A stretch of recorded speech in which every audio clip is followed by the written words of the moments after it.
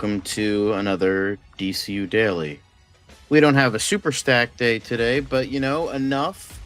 But the first thing, because the main thing we're going to talk about, Peacemaker Day, more like Peak Maker with this newest episode, because a lot of stuff was dropped, and we are definitely going to be talking about it right at the forefront. So hopefully everybody's in here to talk about it, because we were talking about it at the get-go immediately. Got a lot of stuff. It's going to be a spoiler review, so stay tuned for that.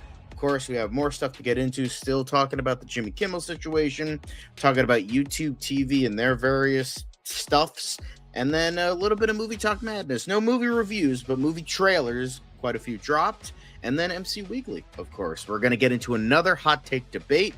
Got your hot takes. We're ready to take them down or possibly agree. We'll see. Stay tuned for that. And of course, we have our quick hits. And then finally, ending it with DCU Daily. There's Dan. He forgot to mute himself, but that's okay. But all of that and more after the news. So let's be enough and get into the news. It doesn't seem to matter what I do. I'm always number two. All right, Mr. I need to paint my abs on to get nominated. You don't see Robert Downey doing that. You're kidding. You're kidding. I can't open the envelope without the... Warner Brothers is heading back into the Matrix with a new movie in the works. Wonder what other surprises are in store. I want to be Bruce Wayne. I like that. And you're gonna love me. There's the shot right there. That. Okay, we don't need to see Corbin's. Right there. You look ridiculous.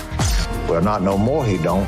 What, dude? I can barely understand you. Your accent's insane. What the world needs now. Give me a hand up. Nope, I'm actually okay. Thank you very much. Oh, wow. Wow.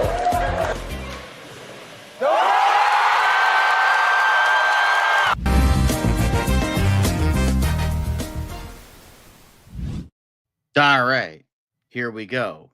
Well, the news is a bit of a misnomer because we're immediately getting into Peacemaker.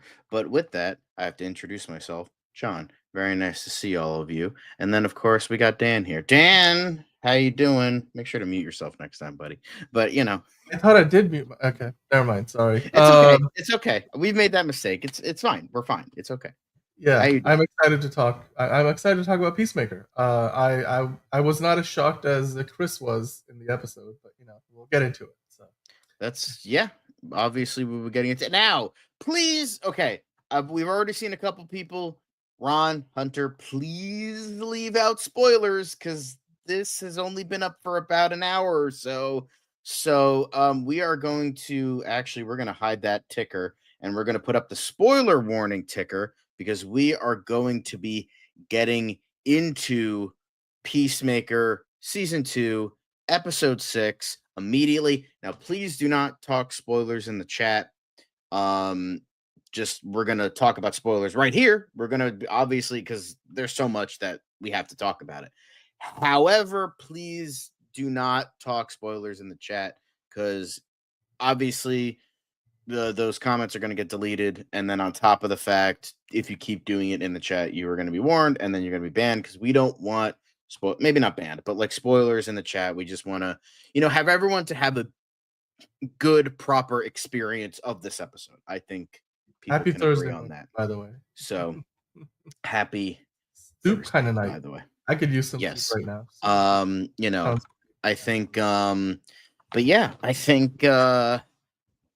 think this was worthwhile. I mean, I'm mainly going to be talking about it because Dan did not see the episode just yet, but he doesn't mind spoilers, so it's fine. No, well, I mean, John, let's start. Well, let's just talk about it. I'm caught up on it too. Season 2. Oh, okay. Okay. Last week you said you weren't caught up, so that's why I was like, yeah, I skipped ahead a little bit because I've I know the deets anyways. I was like, we might as well. So, yeah, ignorance is Chris indeed, John. Why don't you give us your initial reaction before we dive into all the details, the spoilery details? What did you think about episode 6? It is one of the first of the 3 episodes that James Gunn didn't even let his publicist watch because it contained so many spoilers, and I don't think they're disappointed on that. So what did you think about the episode? So overall, I thought this was easily the best episode since episode 3. I think I mean pretty much anything in regards to um anything in regards to the other world is just so much better. Like, I mean, I understand there's like character stuff you have to go through, and I'm not saying that the other world stuff was bad. It was just, not as good as this stuff. Now, with that, I think overall this was just I thought this was great. I thought this was great. We got a lot. We have so much in this episode. We have you know, the big, okay, I'm just going to confirm it right now. The big fan theory in Angelical. regards uh the big fan theory in regards to what this world is were in fact confirmed by the end of the episode. My theory was right. Well, it was other people's theories that became my theory, and then it grew around the internet. But I'm just saying, I said the theory. A lot of people said I was crazy, and look who's crazy now. Not me. But I do have a couple more theories, but we'll get into that later. But yes, it is confirmed that this is a world where the United States is taken over by Nazis. So I think that's very, now it's assumed that Nazis won World War II. Now we don't know if that is especially the case or if that happened much later, but we get that at the end of the episode. Well, Yeah. I mean, just to kind of give you, I'm Yeah. just going to walk us through the plot because look, let's set Yeah, this. but I did need to because I wanted to confirm that, and then I'll get into thoughts Alright. about the episode. So I think this was a great episode. We finally have the 11th Street Kids going to like Adebayo managed to accurately recreate the portal thing, and she got the 11th Street Kids into the quantum unfolding chamber, as you could see here. And then on top of that, yeah, that's definitely a moment in the episode. But she gets them there through we finally see Adrian Chase's house for the first time, and of course you have him being a bit of be like, "Mom, get out of my room" type incel vibes. But they go to his secret room where it reveals there's tons of cash, tons of cocaine, tons of all this other stuff, and they're like, "Why the fuck do you have this?" He's like, "It's stuff I took. I don't want bad guys to have it or corrupt cops to have it, so I keep it here." They're like, you said you were broke. He's like, "I don't want to use blood money." And then they start taking all the money, and it's just like, blood money, still money. But I think so Hey, Jalen.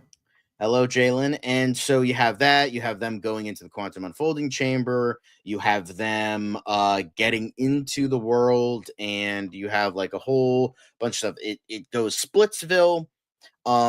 Our Amelia Harcourt gets caught in Chris's house.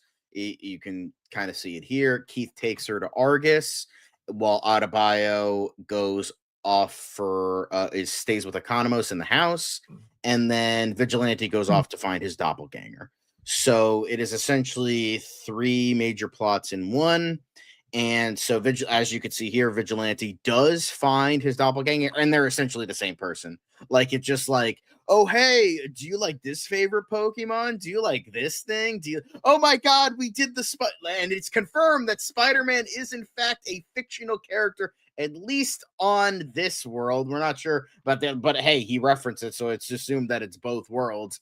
Hey, we did the Spider-Man thing." So yeah, they do that, and really great stuff. And so they have a whole thing with that. Not a ton, but it's like a very cute little thing.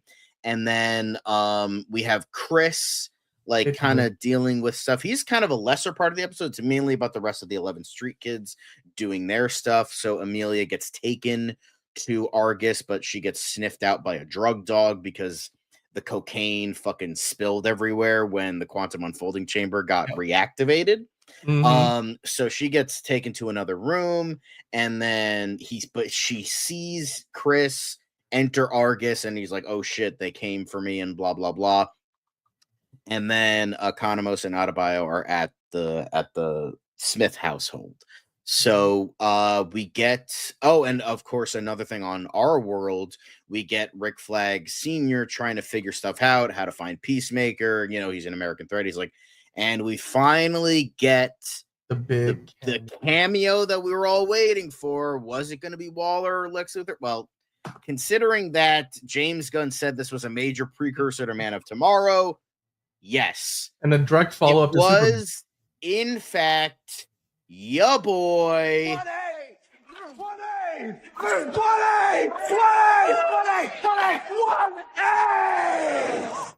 Lex Luthor does appear. Nicholas Hoult himself does appear in Belle Reve. It's Belle Rev, but whatever. In Belle Reve prison. And so he has a discussion with Rick Flag Sr. about his role. Like, hey, get me the fuck out of here. You just have Lex Luthor being racist against metahumans. Wonderful, perfect. World's greatest hater. And then Rick Flag, you don't hear or see what happens, but it's essentially Lex Luthor offers his services. He's like, I know of a way you can pinpoint any pocket universe technicalities. But yeah, so we have that, and then by the end of that subplot, we have they do end up like striking a sort of a deal. Like it's like, okay, I'll help you. He's like, I can't like let you go free, but maybe he tells him like, I can give you a path to redemption. So I guess this might be the start of that redemption, which we eventually see maybe come to fruition in Man of Tomorrow. So this, again, a direct follow-up to Superman and very much a precursor to Man of Tomorrow, which makes you wonder for a moment that James Gunn saying that you don't have to watch one to understand the other. I'm like, okay, I guess you know they could just recast some of these moments in Man of Tomorrow and you could skip Peacemaker. But I that's just a question in my mind going into that movie. But the whole how interconnected all of these projects will be, like, do you have to do that homework? Just wanted to point that out. But anyway, yeah, I think I do think so we get something, and we do have Rick Flag Sr. at the end being like, well, now we're working with Lex Luthor, so that's a very interesting tidbit. And he does mention he is serving like multiple life sentences because he's like, I'm stuck in here for what was it, 265 years. So just a very long time. So we have that. So at first I misread that. I was like, wait, he's been in there for 265 days for years. And I was like, wait, that doesn't sound right. What? And I'm like, okay. But yes, so Lex Luthor does appear. He's walking with a cane after Crypto did him in. But it was definitely I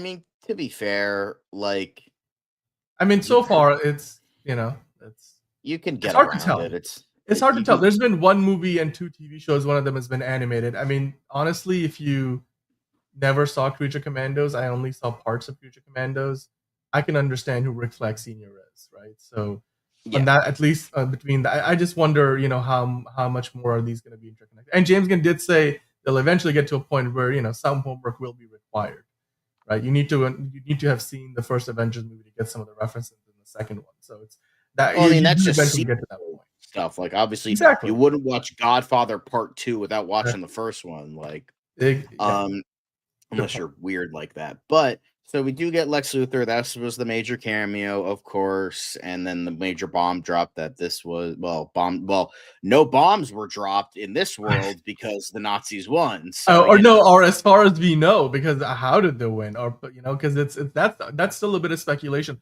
Yeah. I will say this though, I was watching a video about like the theory of, hey, this is Earth X from the comics, or similar enough to that, where the Nazis are in charge. And one of the reasons why the theory, like this person was talking about it, was all the flags that they had shown in the episodes up until this point, all the American flags were sort of turned or folded, so you couldn't see you could see the stripes, but you couldn't see the stars, the blue square part in the top left of the U.S. flag. And in this episode, Chris is encouraged to check it out, and there's the big reveal. That's literally the definition of ignorance is Chris, because kind of like the man in the high castle, where you would otherwise see 50 stars. Yes, You is have the the swastika. Nazi swastika. Exactly. Hopefully we don't get taken down for this, but well, I don't think we're gonna get Uncle Sam and the Freedom Fighters. That would be awesome.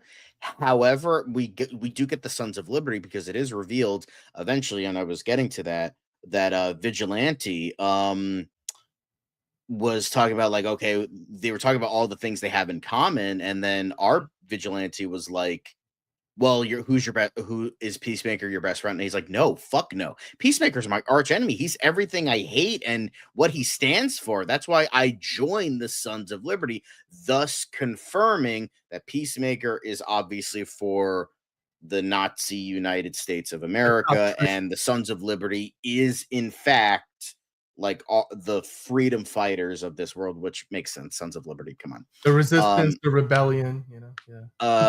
But Now the question, because it's a good question, Eco, because are we gonna get Overman? Is there an evil Justice League on this world? James Gunn did hint at the idea of an Ultraman return down the road, so maybe we get an evolution. I think we could get Overman. I think we could. What I think good Lex. A Lex that is actually a good guy. I mean, not everything needs to be completely reversed, but yeah. But yeah, I think so in regards to everything, sorry, I just lost my train of thought. But I'm just gonna read out Tony's comment while you find your words there, John. Tony saying this reminds me of Agents of S.H.I.E.L.D. episode, how they helped Avengers in Age of Ultron. You didn't have to watch Age of Ultron, or Agents of S.H.I.E.L.D., I should say, but it tied in. You don't have to see Peacemaker because Rick getting helped could be in the next movie. You know what? That's fair. I think I know what you're talking about because I did watch pretty much every season and every episode of Agents of S.H.I.E.L.D. when it was airing on ABC, but those connections were never addressed in the movies, and those, I mean, well, but they did have like Sam Jackson and Jamie Alexander and a couple of the movie actors cameo, and the events of the Winter Soldier had a big effect on directly on season, I think, 1, the second half of it. The show was kind of meandering until that happened, and it was like boom, all of a sudden the show had momentum. So I understand what you mean. I mean, that's certainly one way to approach it. I'm guessing Marvel's going to do something similar with like Daredevil Born Again, and how, like, for example, they don't address the fact that the events of season 1 of Daredevil Born Again in Thunderbolts and vice versa. So like, moving forward, there'll be a little bit of that where they'll have to be careful about things that overlap, because some of those things you can't directly address, like you can't have Kingpin in the movie. So I understand what you mean, Tony. But John, you were saying about this episode of Peacemaker and the Earth 2, as they're calling in the DCU. But yeah, so eventually, so we have that figured out. Then Amelia Harcourt, and our Chris enter into the room because she was taken away because she had cocaine on her. The drug dog sniffed her out. So they gets into this thing and they talk about their relationship with one another. And it's honestly one of the best scenes of the DCU so far. It's just this really, really good, like, well done, character driven scene of like two clearly broken people who have not been in touch with their feelings, trying to be in touch with their feelings. And it's a very beautifully written, acted, and directed scene. Like, I'm not going to spoil a lot of it because I think you guys need to experience it if you do watch the show.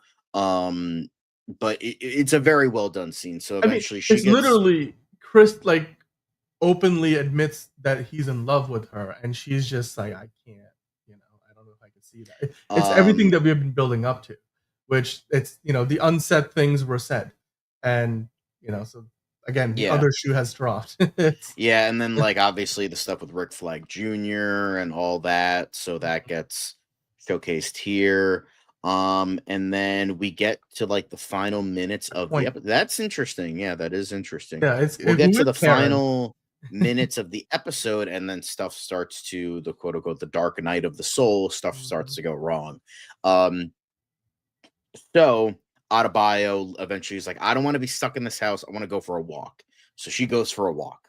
Economos is in the house, and also Eagly makes a cameo. They were like cleaning up his crap because he was trying to eat food. And so Economos is just in the house. Adebayo goes for a walk. And I mean, she starts out by going for a walk. He starts out for go for a walk. So, and Vigilante finds out he's part of the Sons of Liberty.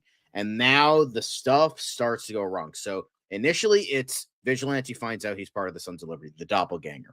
Then we see like Adebayo go for a walk, and people are like starting to like give her weird looks, which for a black person in America, that's not too weird. But you know, she still notices it.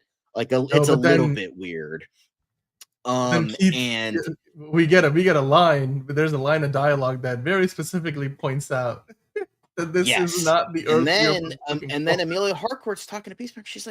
She's like looking around Arcus. She's like, and you don't see Tim Meadows or Sol Rodriguez in there, Langston Fleury and Sacha Bordeaux, and they're like, that's interesting.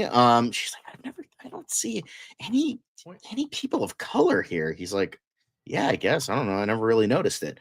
And then you get Economos is in the house, and Augie comes home, and he's like, oh shit. And so he tries to leave, but Augie Smith, he's a fucking superhero. He's aware of the shit. So he throws a can at his head, and he's like, oh shit. And he gets like knocked out, and Economos, being the fucking bitch that he is, like starts admitting all this stuff to Augie. And then Adebayo is getting noticed by all these people, and this woman runs out of her car, tells her neighbor, and then Keith is driving down the road, gets out of his car, and he's like, one of them escaped, a black escaped, and he starts honking his horn, and then all these white ass people start getting out of their homes and starts chasing her down. So the episode ends with Chris finding the swastika on the flag, Adebayo getting run out by a bunch of white supremacist Americans now, and then on top of the fact, Economos admits to Augie Smith that they are from another dimension. They are finding their Chris, and that Chris killed their version of Chris. So he squeaked like a parrot. It cuts to black, and that's the episode. That's the bomb that was dropped. The other shoe has dropped. You know, it felt like Dirk Gently's holistic detective agency by the end of the show. Like by the end of the episode, it was. I don't know if you remember that show, Dirk. Somebody might have get that reference. It had. I'm afraid it had the same actor who was in the Lord of the Rings trilogy. Elijah Wood. Elijah Wood. Yeah, it was. That show was wild and had a lot of multiversal shenanigans and stuff. But it's all. I didn't realize that. You know, that's interesting. Yeah, I was like, that was interesting. Yeah. Earth Crisis on Earth X incoming. Maybe Watcher. Maybe, I don't know. But that might be a little bit of a jump to conclusions. Let's not do that just yet. Maybe we don't want to get too far ahead of ourselves, but maybe. Superman's pal Jimmy Olsen's third leg saying, "Who puts cans in the fridge?" If you want them to be cold, I mean, what do you have a cooler lying around with ice in it all the time? I don't know, man. That's maybe you don't do that. I do sometimes, not all the time, because I usually don't have cans around. What happened to the stars on that flag? Yeah, Tony. Yep, we figured that one out. Everyone's predictions were right. Eco's saying, yeah. I mean, a lot of people. Like, here's the thing: it was an open secret by this point. I mean, yes, people were speculating, and there were a lot of pieces of evidence, leading up to this episode. But now it's confirmed, and they did it in the most entertaining way. Indeed. So, yeah, episode 7 and 8, Superman's pal Jimmy Olsen's third leg says, are gonna be bonkers, yo. Probably. Oh, Ron, from a Canadian, we hope not, because if that happens to America, then it's not going to be good for Canada either. I'm just hoping we don't get that far. Probably. But yeah, overall, a lot of stuff was dropped, but it wasn't just like, oh my god, the predictions were true type stuff, but it just felt like a good ramping of the tension and the climax of the season, the last 2 episodes, which is essentially our third act Like this was like the end of our third act, and like obviously this was figured out, but it was just very good writing. It just shows that like what Adebayo was saying a couple episodes ago, where she's like, the grass isn't always greener on the other side. Sometimes the grass is red, black, and white. So it's so it's definitely like kind of Peacemaker realizing even before like the whole like Nazi drop was the fact that like when he's getting ready and like Amelia Harcourt's getting ready and all this other stuff, and he's like looking at himself in the mirror. He's like, this is not my world. And he's not totally comfortable with this. He's not totally like 100% okay with it, but he's like, it's still better than what I have on the other world. So it goes to show you just how broken he feels, right? It's you got to be in a really bad place to be like, it's not perfect. I'm like, dude, like stand back and see the forest for its trees, and you'll figure out really quickly that not only is it far from perfect, it is the antithesis of what you should be looking for. Like, so he's all about peace, right? Like this is the opposite of what he would be looking. Yeah, I mean, it's just, but again, John Cena as an actor has grown so much. The fact that he can portray that nuance today, that's true. I think so.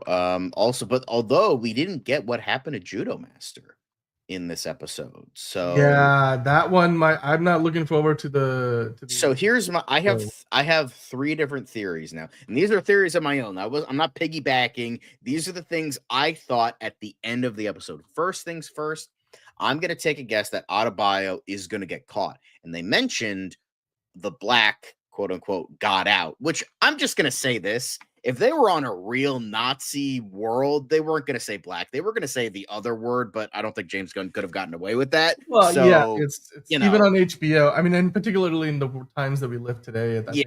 I'm just saying in terms of realism, they weren't going to say black, but that's beside the point. So I'm going to take a wild guess. Adebayo, mention that. Like, yeah, she can run, but like she's also still a bigger woman, not exactly in shape. So, and you have like shape. She's this. I mean, yeah, she's not like but it's but still, she's getting. Keith is a superhero. That dude is like he's gonna catch up, and she's being chased by like 20 other people. So she's gonna get caught. And my guess is she gets caught, gets sent to a camp, and a plot line in the latter 2 episodes are gonna be trying to get her out. But I'm going to take a guess that the camp she goes to, she's going to find Judo Master, and Judo Master is going to help them get out because he wants to get out too. So they have like kind of like a temporary, truce, alliance. Yes, that was the word I could think of. So that's my guess. So my guess is Judo Master is in like a camp, and she's going to go to that. She's going to get caught, go to that camp, and they're going to work together to get out. First off. Yeah, it was a nice setup though, and then they haven't addressed what happened to him once he stepped through. And it could be interesting. Maybe Amanda Waller is in that world, and maybe she meets like this version of her mom. That could be interesting. I don't think that's going to happen, but that could be an interesting tidbit. Yeah. So there's that theory number 1. So that's theory. This is John's theory time. That's theory number 1. Theory number 2, in regards to Vigilante. Now, I think what's going to happen with Vigilante, as in Vigilante, well, both of them, but Vigilante, obviously, he's going to be best friends with himself because they're essentially the same person. So I'm going to take a wild guess, like throughout the latter 2 episodes, Vigilante 2 is going to be helping them because obviously Vigilante is a good guy and would want to stop Nazis. Because we're going to get some Vigilante versus Nazi action, and it's going to be awesome. So, so my guess is he's going to talk about his own world and be like, well, in my world, the Nazis lost World War II and we're free. Well, he's like, well, we're mostly free. And, America's not, under fascist rule. Not yet. So we're cool. Like, maybe you can come to my world and, we could be like, pretend to be like twins or something and all that jazz. And then Vigilante 2 is like, oh, that's going to be awesome. All that stuff. But my guess is, since you can't, this is kind of a annoying special effect to do and it's gonna take a lot. I'm gonna take a guess that in order to I don't think that Vigilante 2 would want to be stuck on this world. Maybe he would, I don't know. But so my guess is that LOL. Vigilante 2 would accept Vigilante's offer, Packed episode. and then he's like, okay, cool, I'm gonna go to your Earth. But because in universe and out of universe reasons, that wouldn't work. So my guess is in one of the latter two episodes, the 11th Street kids are going to get caught in like a tussle or something. They're going to be escaping this world. They're going to be trying to get out, and Vigilante 2 realizes the only way for the 11th Street kids to go back to their world, to go back to the freedom they have, is that he is going to sacrifice himself to save them, and he's going to blow up a bunch of Nazis, and he's going to hit a button, bomb man, explodes. don't kill off his best friend. Well, we're still gonna have our own Vigilante. I see. Okay. I'm gonna still have. I'm talking about Vigilante 2, because my guess is Vigilante would want Vigilante 2 to come to our world, because no Nazis. Well, next to no Nazis here, but you can't really have that in universe and out of universe reasons, special effect reasons, and also it would be kind of weird to have two Vigilantes running around.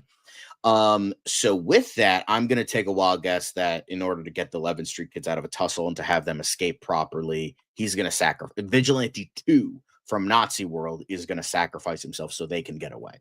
That's my second theory.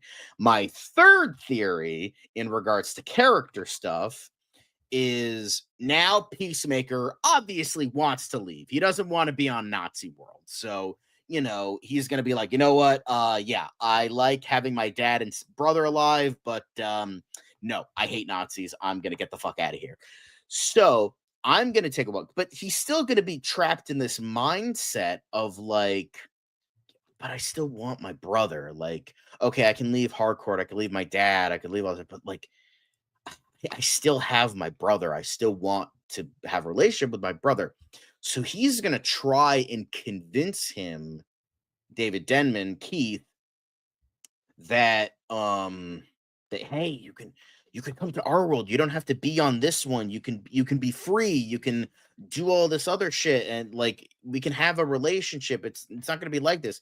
But he's lived his entire life on a brainwashed world that fascism is okay, and I mean brainwashed cool. From our perspective, brainwashed from our perspective, but normal for him. It's normal, it's exactly. He thinks Chris is brainwashed. So my guess is in regards to that is that he realizes that he can't convince Keith to get to his world, but it's going to be in a tussle. They're going to be mano fighting. And I'm going to take a guess. They're going to go dark with this because Peacemaker still has a lot of character stuff to deal with. I'm going to take a guess. David Denman, Keith is going to be I can't let you leave. You're not my brother. You killed my brother. You're not him. You're not him. And then Peacemaker realizes he's yeah, you're not Keith either. You're not my Keith. And then he kills Nazi Keith. Everything coming full circle, and giving him some sort of closure on killing his brother as a child, but now he's killing this evil Nazi Keith because he's you're not really my brother, and this was never my fault. But he's still gonna probably be hurt. He's still gonna be fucked up, but it's gonna be a full circle moment. Ironically, the thing that started him on his path, the thing that started him on this path of fucked upness is killing his brother as a kid, but now he has to do it for the greater good because evil Nazi shit. So I think it's going to come full circle. I think Chris is going to kill this version of Keith to escape back to his own world. So those are my theories, that Judo Master is in a camp. Adebayo is going to meet him, and they're going to have an alliance to team up to get out of these weird concentration camps on this world. That Vigilante 2 is going to sacrifice himself for the 11th Street kids and getting them back to their world, and that Chris is going to kill Keith to escape, and giving him a full circle moment, but also maybe giving him some closure about the stuff he did as a kid. So those are my Those are my theories. I don't know if y'all agree, but Why don't you give we'll us see. give us like a like a log line for each one? So this Judo Master is in a camp and will have a truce with Adebayo. Vigilante 2 will sacrifice himself for the 11th Street Kids, and Chris will kill Keith to escape for a full circle character moment. Boom. Nice. All right. Well, hey, Jalen agrees with you. Ron agrees with you, John. I did want to bring in a couple of comments from earlier. There was a question. It's what I mean by a full circle moment is that ironically he made him like the thing that started him on his path to becoming Peacemaker is essentially was killing his brother by accident, but now he's killing an evil Nazi version of his brother for the greater good. Maybe like Keith is about to kill Adrian or Adebayo, and he's like, no, fuck you, and then he has to kill Keith. And it's weirdly full circle because at first it wasn't intentional, and he loved his brother, but now this is a Keith that he hates because he's a Nazi. So ironically, it started out and ended with him killing Keith. So that's what full circle moment means. I really think they're gonna like James Gunn. Knowing James Gunn, I think he's gonna try to tackle the whole nuance between he's a Nazi, but to Chris, he's still exactly. family. So it's gonna be like it's a full circle moment, maybe a bit of closure, but like not totally, and it's still gonna kind of fuck him up a little bit. Yeah, I mean, like it's the whole thing of like what. Because really, like truly, it's the whole thing about like what's more real to him, the idea of who he is as a person, or it's like his long lost brother. It's that thing of like he's got to make that hard decision, and he's still family to him. Like that's the perspective. Brother never told you never threaten a man's family.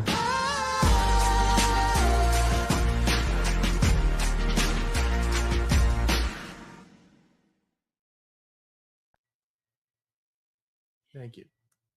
Anyway, Tricks Media also agrees with you, by the way. And hey, babe. Thank you. Yes, that is not Manos. Rivera. Well, he's Tricks Media now. We're gonna that's but yes, Tony is right. Bane. Red Sun is commie Superman, not Nazi Superman. Nazi Superman is Overman. So, and we did talk about that earlier. Maybe we could get that too. And we got Paradise Gaming in the chat. Hello, no Red Sun is different, and Overman is exactly with Germany, exactly. So, there's a nuance between the two. Superman's pal Jimmy Olsen's third leg saying, "I thought Judo Master would find Chris and tell him about the Nazis. It would have been much more interesting seeing them deal with that the entire episode." Well, I'm sure you're gonna get to that. It's also I think we'll get to that in episode like 7 or 8. I think the way this happens is like the character work, the dramatic moments. Like there's some moments in this episode of the show that I think are much more emotionally powerful than if it was just Judo Master and Chris like going back and forth about things. So I mean it depends on what you want in the moment. You want more comedy, you want more drama, like you want more action. We got a little bit of everything, but just they can save Judo Master. They got 2 more episodes to go. Tricks Media asking you, John, what are your theories about Peacemaker that leads to Man of Tomorrow? I mean, for me, for one, I think it's just going to be the Lex Luthor stuff, which is not much of a setup because, again, James Gunn wants to keep these projects separate enough that you don't need to watch them. Yeah, I think it's just like Lex Luthor at that point is like gonna be like serving his sentence, and they're gonna be like, okay, you're the smartest man in the world. There's this alien coming to Earth named Brainiac. We need your help, kind of thing. If Brainiac is the villain, that is.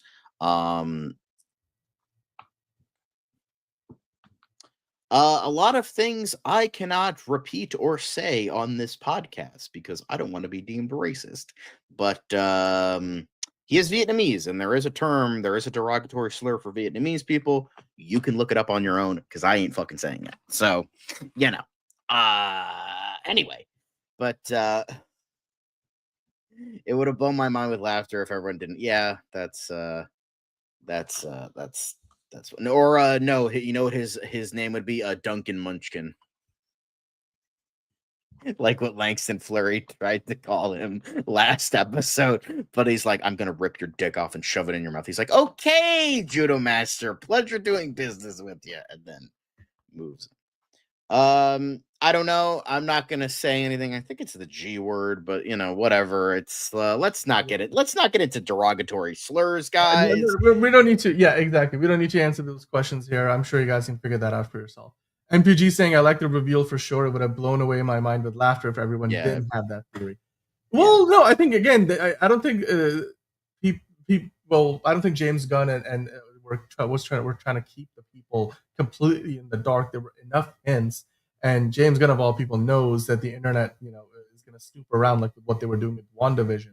It's a good, any good mystery we want to be in on the action. I think they gave us just enough to get a good theory or two in, and then ultimately, they're not trying to completely go off in a different direction. They could have gone in a very different direction and be like, ha ha, you thought it was Earth X, but it's not. But clearly they're like, that's what we're setting up. Thanks for playing the game, and now we're on the same page. That's what it feels like. And as far as the question from Paradise Gaming, I don't think I stuck around for the episode 7 promo, but John, did you get a chance to see? There's a new guy shown in the prisoner dress. I'm not sure. I didn't really catch that. I have to go back and check that out on HBO because it's not like it's online yet. I don't think the promo is I don't think there is an episode 7. Yeah, I'm gonna watch it now. Like I don't know because the usually the promo that they put up at the end of the episode doesn't get put up on YouTube until a little while later. They've been using like a more generic promo that's available online, but like the one that played at the end of the episode, I don't think I got a chance to see it. But if any of you guys did, you let us know what you think about it. Crytrix Media saying I don't think it'll be called Earth X though, but I'm happy that the theory came true. Yeah, they've been calling it Earth 2 so far. MTG saying I just didn't guess it on my own and wouldn't have. No, it's fair. It's fair, but I mean that's why we're talking about the world at large. Okay, so essentially, I just watched it. It showed Hardcore and Peacemaker getting chased. It shows that Augie Smith is using, the information he got from Economos to his advantage. We don't see Economos in the promo, so that's interesting. And we see like the top trio, well, 2 of the top trio fighting against Peacemaker, the Smith mansion getting infiltrated and Vigilante shooting a bunch of police officers, them going into the quantum unfolding chamber and escaping. So there's a whole bunch of stuff, and I'm very curious how they're gonna I mean, it looks like there's gonna be a big reckoning fight. I'm watching this guy with the glasses from Superman. He's one of the. Remember the guy who Mr. Terrific was like, I'm effing Mr. Terrific. No, it's not him. He's too big. He's way too big. So we're gonna be getting, I feel like, another big character from, because he looked, and he has like a very deep voice. So I don't think it's him. I mean, you don't see very clearly. It's you kind of do. Like, wait, are we looking at the same? I don't know what we're looking at, John, but like, am I missing something here? Because hang on, I'll send. Let me.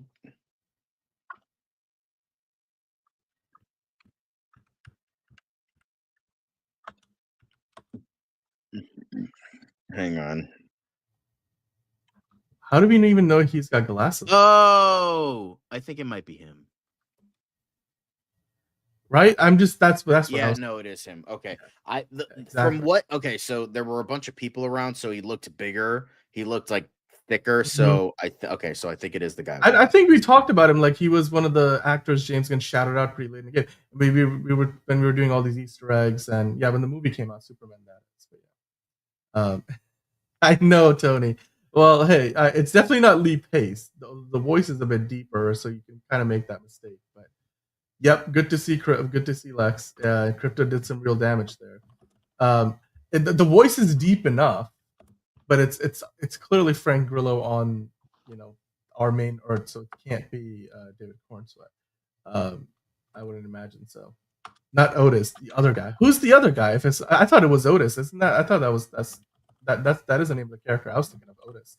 Ego.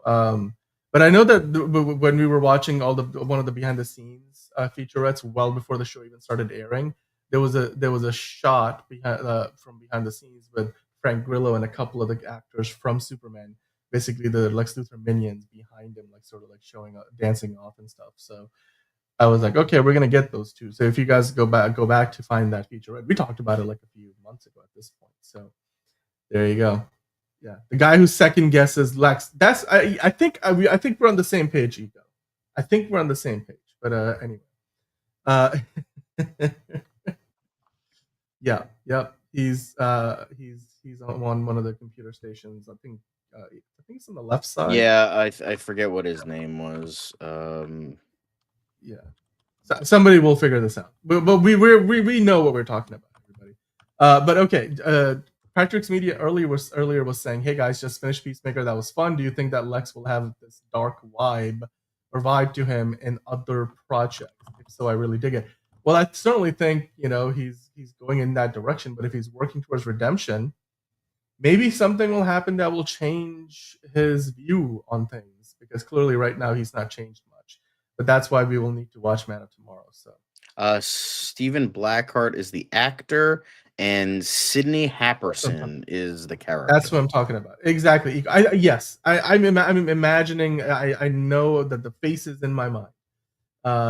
Yes, exactly. And he's apparently worked with James Gunn a lot. He was in the previous 3 Guardians movies. He was in Brightburn.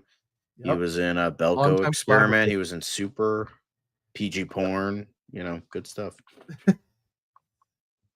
I've done a lot of Star Trek too, and the Orville. Damn, he gets around. Patrick saying, "Wish Lex mentioned Cersei. Such a wasted opportunity." I mean, it's fine. They don't need to drop Easter eggs for the sake of Easter eggs. Yep. Yes. I think he gets killed in the comics actually too. Yep. Well, the big reveal, of course, it is indeed the comic equivalent of Earth X. They're calling it Earth 2. The Nazis are in charge. And Peacemaker season 2, episode 6, John.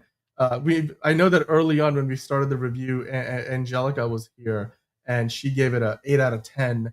It's her favorite episode so far, and hoping the 7 and 8 are far more and even better than what she saw here in episode 7.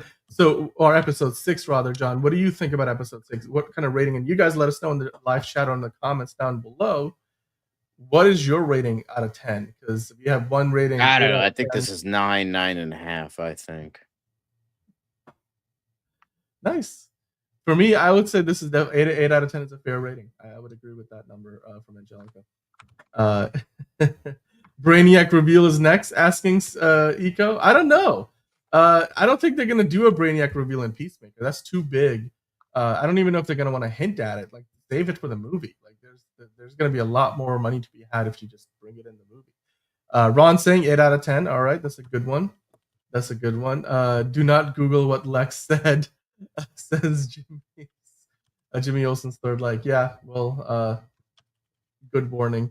Tony saying 8. All right, so 8 out of 10. All right, okay. Eco saying we all saw the twist coming, but it's still very good. Yeah, of course. No, but it's not just not just the destination. It's the journey, the build up, the sprinkling of information. Because here's I'm just going to go on a bit of a little bit of a side, like not a rant, because I'm not like angry about it, but like the thing that irks me about certain creators is backpedaling.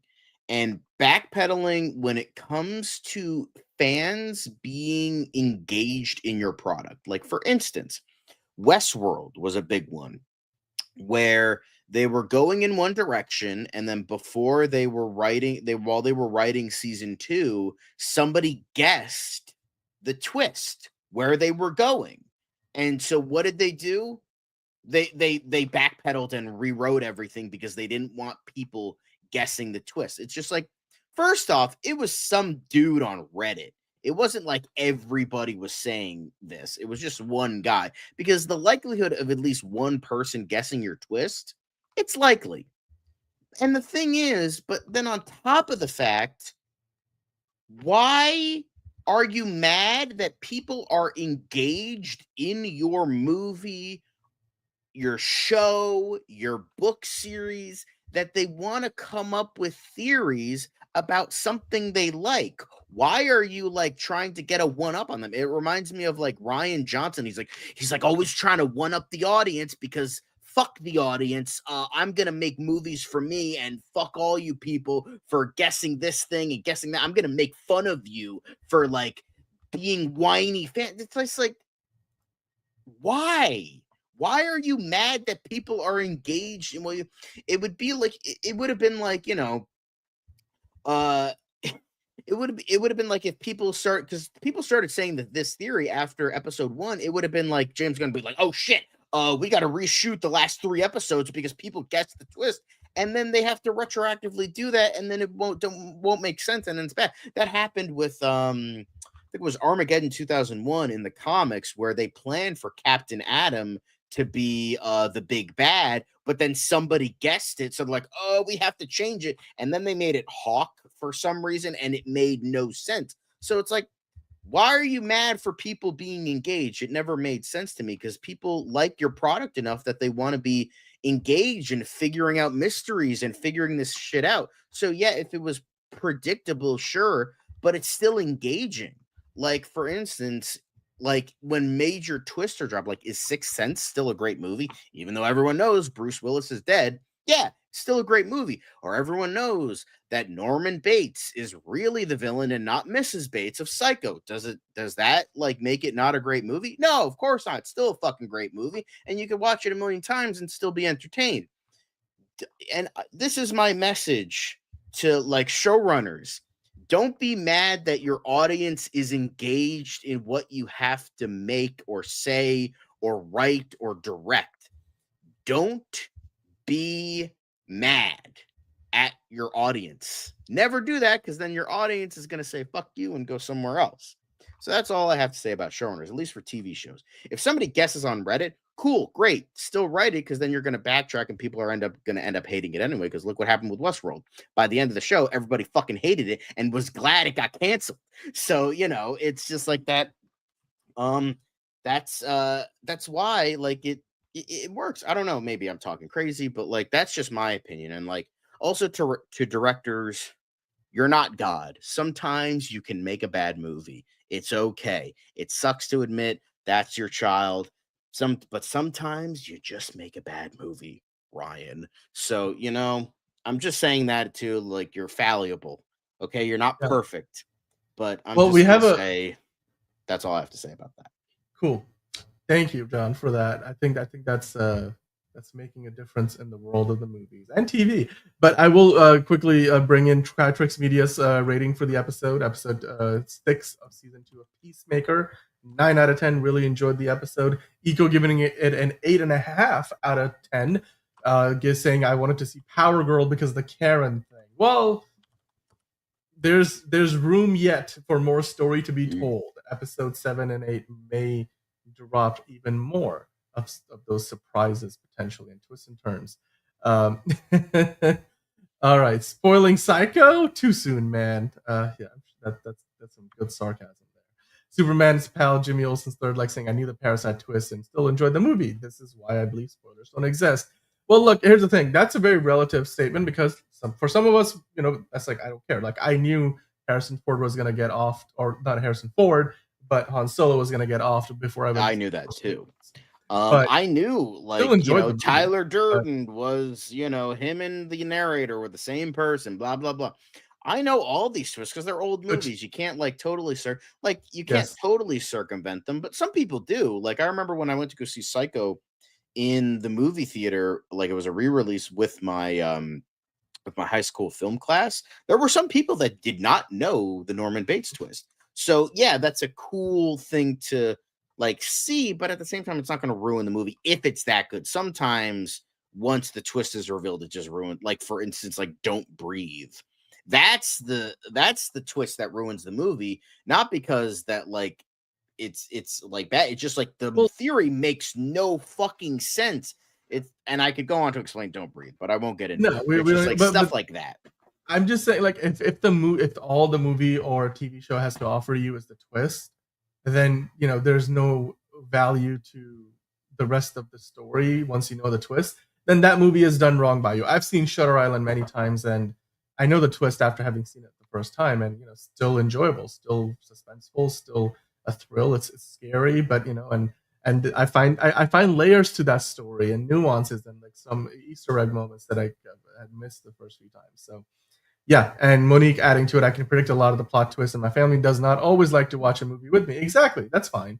It's but this is also all about how some people don't like to be spoiled at all. Other people are like totally cool. It's fine by me. So wherever you are on the spectrum with regards to spoilers, guys, let us know in the comments, guys and gals, what you thought about episode 6 of Peacemaker season 2. MTG giving it a 8.5 out of 10, saying it's a great episode. Tony again pointing out the Prestige is a great watch second time around because you see the clues there all along. Yeah, exactly. That one has a big twist as well. The whole everyone knew Vader is Luke's father, and they still watch the old Star Wars movies, however shitty they might be, according to Superman's pal Jimmy Olsen's third leg. All right. Well, with that said, John, I think we are gonna leave the Peacemaker conversation there for now. You guys are welcome to drop your theories for what might happen in the next 2 episodes, episodes 7 and 8. We got 2 more to go before the season wraps up. The penultimate episodes drops next Thursday at 9 p.m. Eastern time, and you guys can see it on HBO Max, and we'll be reviewing it here. So if you enjoyed the review, hit the like button and come back for more next week, and I'm sure we'll be talking about it more in the days leading up to that episode 7, and then of course episode 8, and after that we'll be talking about what's coming next, which I believe as of now we're looking at Lantern, Supergirl, and Clayface next year. So stick around for more DC coverage. We also have other news from the world of the DCU and DC Studios coming up later in the show. But John, right now we got to switch gears because now we got to get into the news proper. Did we hit the news intro earlier? We did do the news intro. I probably shouldn't have, but I probably should have done the DC. But we were doing the DC stuff later, so I didn't know. I just went with the news. We could do it again if you want, but it's all good. Well, you know what? Let's just we'll just do this. There we go. It's just like now we're news anyway. Yay! Okay, all right. Okay, John, let's get into the news. Shall we? Have a few things of of news, a little bit of added trouble for Disney as a result of what happened. Fuck you, Disney. No, I'm just kidding. Has been happening with, of course, Jimmy Kimmel, who we talked about in the days prior. He came back to rapturous applause, standing ovation, almost teary-eyed, record ratings. But now Disney, it looks like their troubles aren't over yet because they're being sued, John. So let's talk about that for a moment here, shall we?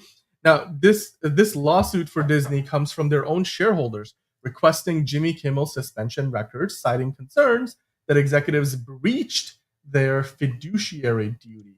The move comes after Kimmel returned to ABC with big ratings after a 6-day suspension. If you go to the next article here, we can dive into a little bit more detail. Basically, this is all about the entertainment giant, that may soon have to turn over documents, according to the Hollywood Reporter, and communications dealing with the late night host sidelining, including company moderation policies and copies of deals with affiliate stations addressing their right to preempt programming. It's all about the idea that, look, as shareholders, the directors on the board, like, you have a fiduciary duty to do what's best by the company.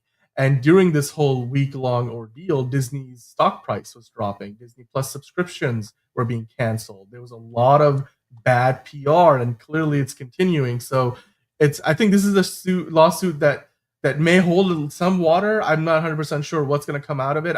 Chances are, Disney comes away with a favorable judgment for the most part, as far as what I'm looking at here. But then again, I'm not a lawyer, so do not take that for advice or a prediction. But hey, John, what do you think about this? Because for the average person, this looks like this is just karma for Disney. But I mean, this could have real implications. It could also set a legal precedent, especially for what could be other late night show hosts and other similar television personalities, because Jimmy Kimmel isn't the first to have gone through something like this. Obviously, Stephen Colbert didn't get suspended, but his show did get canceled, so it's a little more indirect. But I mean, And we were given going to how be things bringing are in up the this U.S., up on hot take debates too. Somebody had a yeah, hot take about it. So, you know. yeah. I mean, there's more to come potentially because Disney's stock fell by over 2%, which its market value plummeted by nearly $4 billion. John, there's some real monetary damage that happened to Disney over the course of the past week, and the shareholders want to hold the board to account, the executives to account, including Bob Iger, who's chairman of the board. What do you think is going on here, and what's your take on all this? Yeah, Disney had it coming. It's just so funny because both because I like momentary lapse of reason. I forgot that, like, you know, Hulu is owned by Disney. And because it was funny, I was getting ready to watch Alien Earth the other day on it was my sister's account on Hulu, and I couldn't watch. I'm like, why the fuck did you cancel? So I was just like, did you cancel Hulu? She's like, yeah, whatever. But she didn't delve into specifics. I'm like, oh, that's weird. I'm like, okay. But I just watched it on FX. Luckily, I have cable, so I watched it on FX, and everything was fine. Go watch that if you want to know my thoughts on the season finale of Alien Earth. But then my mom was telling me, oh yeah, we also canceled our Hulu. I'm like, oh yeah, it's owned by fucking Disney. So it's just funny that this is the push. I'm not saying it's a bad push. I'm just saying, like, Disney has been doing fucked up, shady shit for decades. And it's weird that the Jimmy Kimmel thing was the ultimate push to get people to, like, realize Disney's fucked. Like, normies, not the conspiracy theories. No, I think there's also, like, in this case, it's real damage to the value of the company on Wall Street. Like, money talks, right? And it's when $4 billion I'm of just value talking about gets normal wiped. people. It's just like, because it's just, you know, there was the whole thing with the controversy with Mulan, you know, Disney we talked about that committing genocide. So, you know, it's like, that's not the push. You know, people getting murdered for their beliefs, that's not the push. But, you know, Jimmy Kimmel in America getting his free speech impeached is the thing that pushes people. But it's just like, people who have been hating Disney that were called crazy for fucking years are now the ones, oh, look who was in the right. Disney's fucked up. Now y'all are finally fucking seeing it. So, you know, I'm just saying. Okay. Hey, Jose, by the way, thank you for the thumbnail appreciation. Yeah, we're not trying to spoil things in the thumbnail itself, but just so you know, we've already talked about the Peacemaker episode review with all the spoilers. So if you're watching live, you can stick around because we've already covered it, but we have more DC news later. So hello, Jose. I know you said you had a busy day, but hope you're getting to relax right now. But yeah, I mean, John, look, you're right. Like, there's been a whole string of PR nightmares and public battles from their own actors, like all the way back to the pandemic. Scarlett Johansson sued them. Like, they had an amazing relationship with Scarlett Johansson. I don't think she's going back to Disney anytime soon. I mean, Gina Carano recently won her lawsuit, or settled. Oh, they settled it out of court. They settled. But you know, usually that means Disney got to sign a hefty check for Gina Carano. But and regardless of where you land on the subject matter, the fact that these PR battles are happening in the public space, the fact that Bob Iger picked his own successor in Bob Chapek and it backfired horribly to the point where he is unretired for the millionth time, to then now he's getting ready to retire again. I mean, hopefully this time he picks a actually good successor. But you know, we've talked about there was a Pixar show. I think it was Win or Lose. Win or Lose. Was it an Inside Out spinoff? I think it was like kind of an Inside Out spinoff. And that had a whole PR nightmare because they decided to get rid of pro LGBTQ storylines. Then we had of course all the controversy around Snow White with two of its stars speaking out against ongoing events in the world, both starkly on different sides of of those events in terms of their opinions.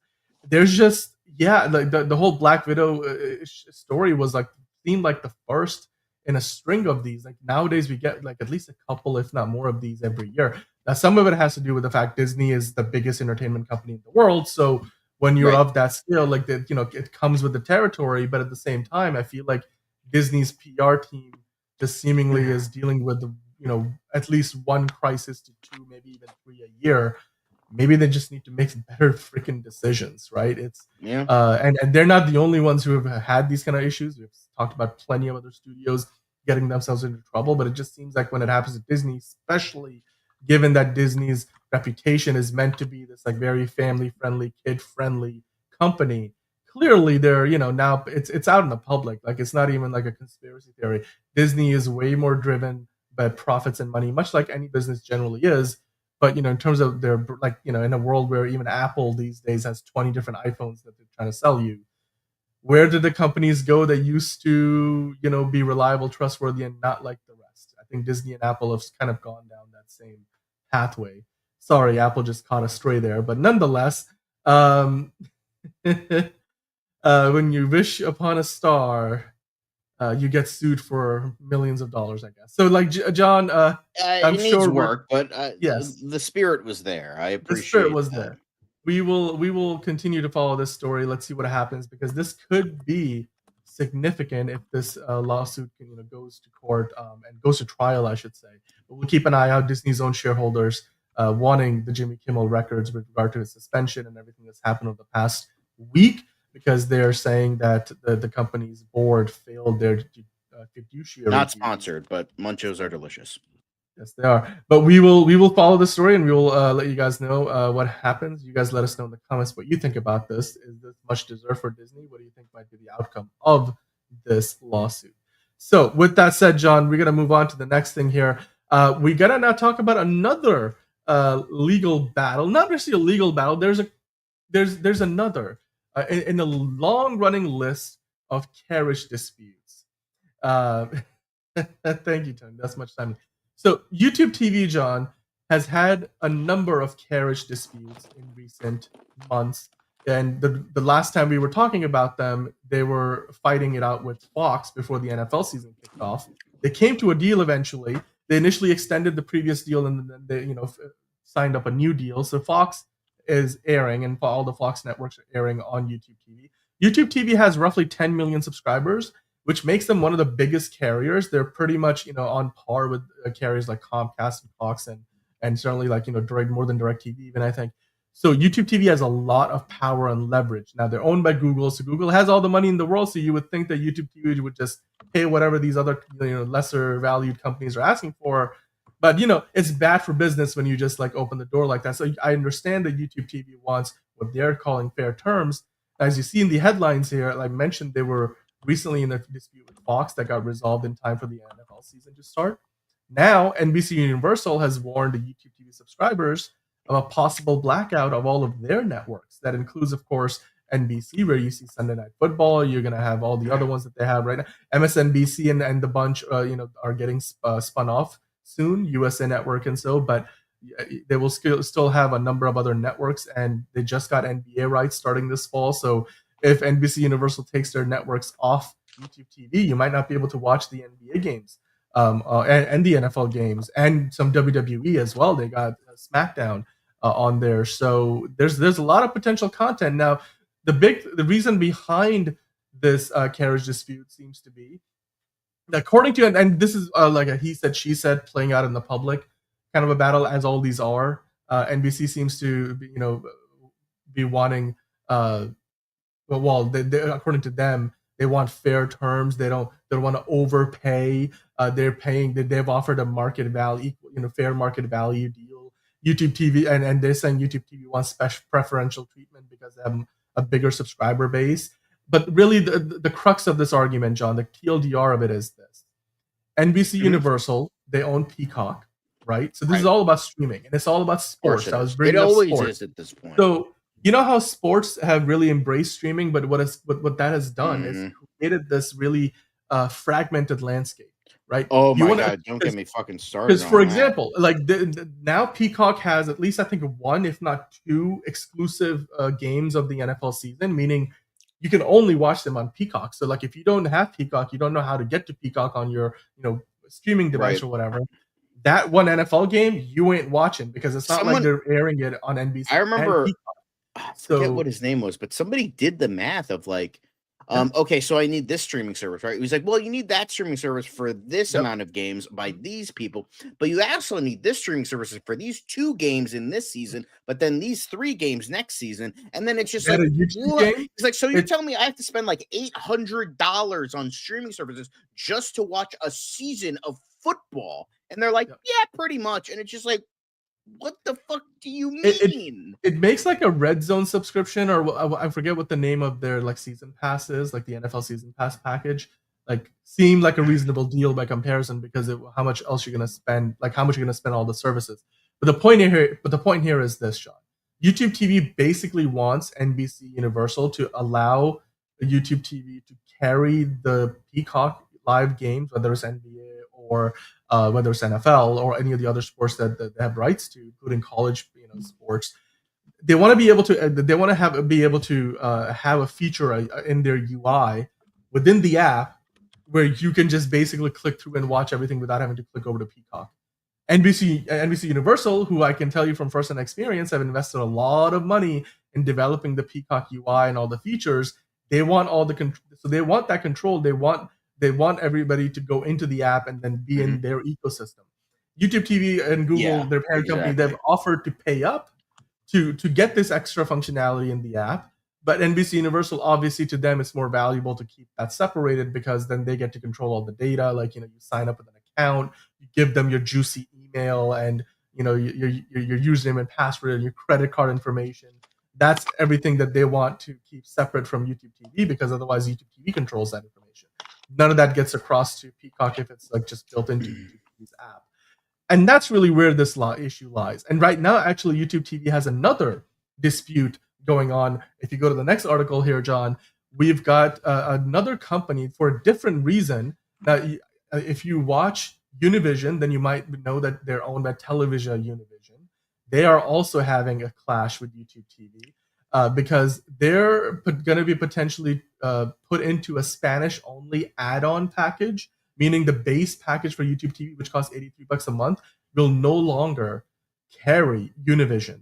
Now, of course, NBC Universal also has the other most watched Spanish network in the US, Telemundo. So if NBC Universal and Television Univision go dark on YouTube TV, then if you watch Spanish programming, if you watch telenovela, if you enjoy those things, you ain't gonna get Univision or Telemundo, which could be huge. Now, in this situation, YouTube TV's just said, look, if this is all this decision for us is based on the ratings and our behaviors that the audiences have in terms of what they watch, how much they watch it. So we have decided that Univision is not big enough of a contributor to the overall user experience, and the viewership isn't high enough for our packages that it needs to be part of the basic package, like the entry level package that they offer.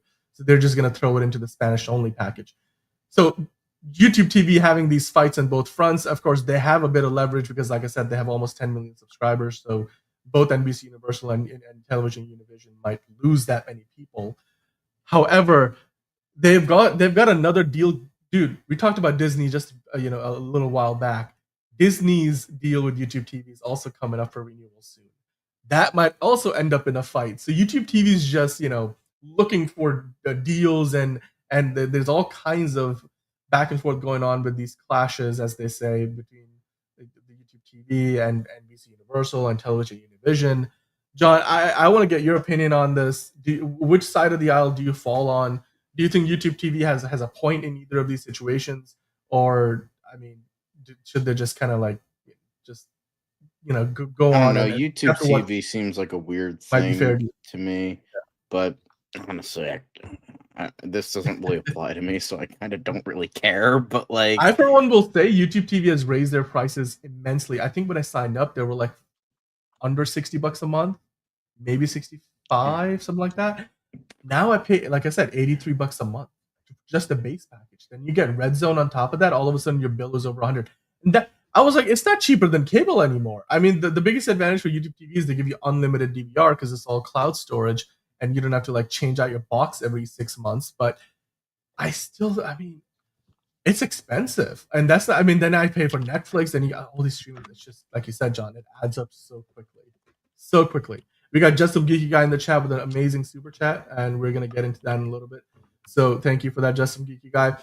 But you guys let us know in the comments down below. What do you think about YouTube TV getting into this spat with this carriage fight with NBC Universal and Television Univision? Because both of the highest and most watched Spanish language television stations, Telemundo and Univision, could be off the air on YouTube TV. Not to mention NBC. You want to be able to watch Sunday Night Football if you had a YouTube TV, which would be a real shame for me because I have YouTube TV. So you let us know in the comments down below what you think about all of that, and we would love to hear from you. But until then, John, we're gonna move on to the next thing. Yeah, this is becoming cable on steroids.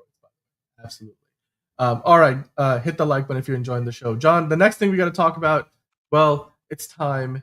It's time for Movie Talk Madness, John. And today, Movie Talk Madness, we're not really doing reviews. We're reacting to a couple of trailers.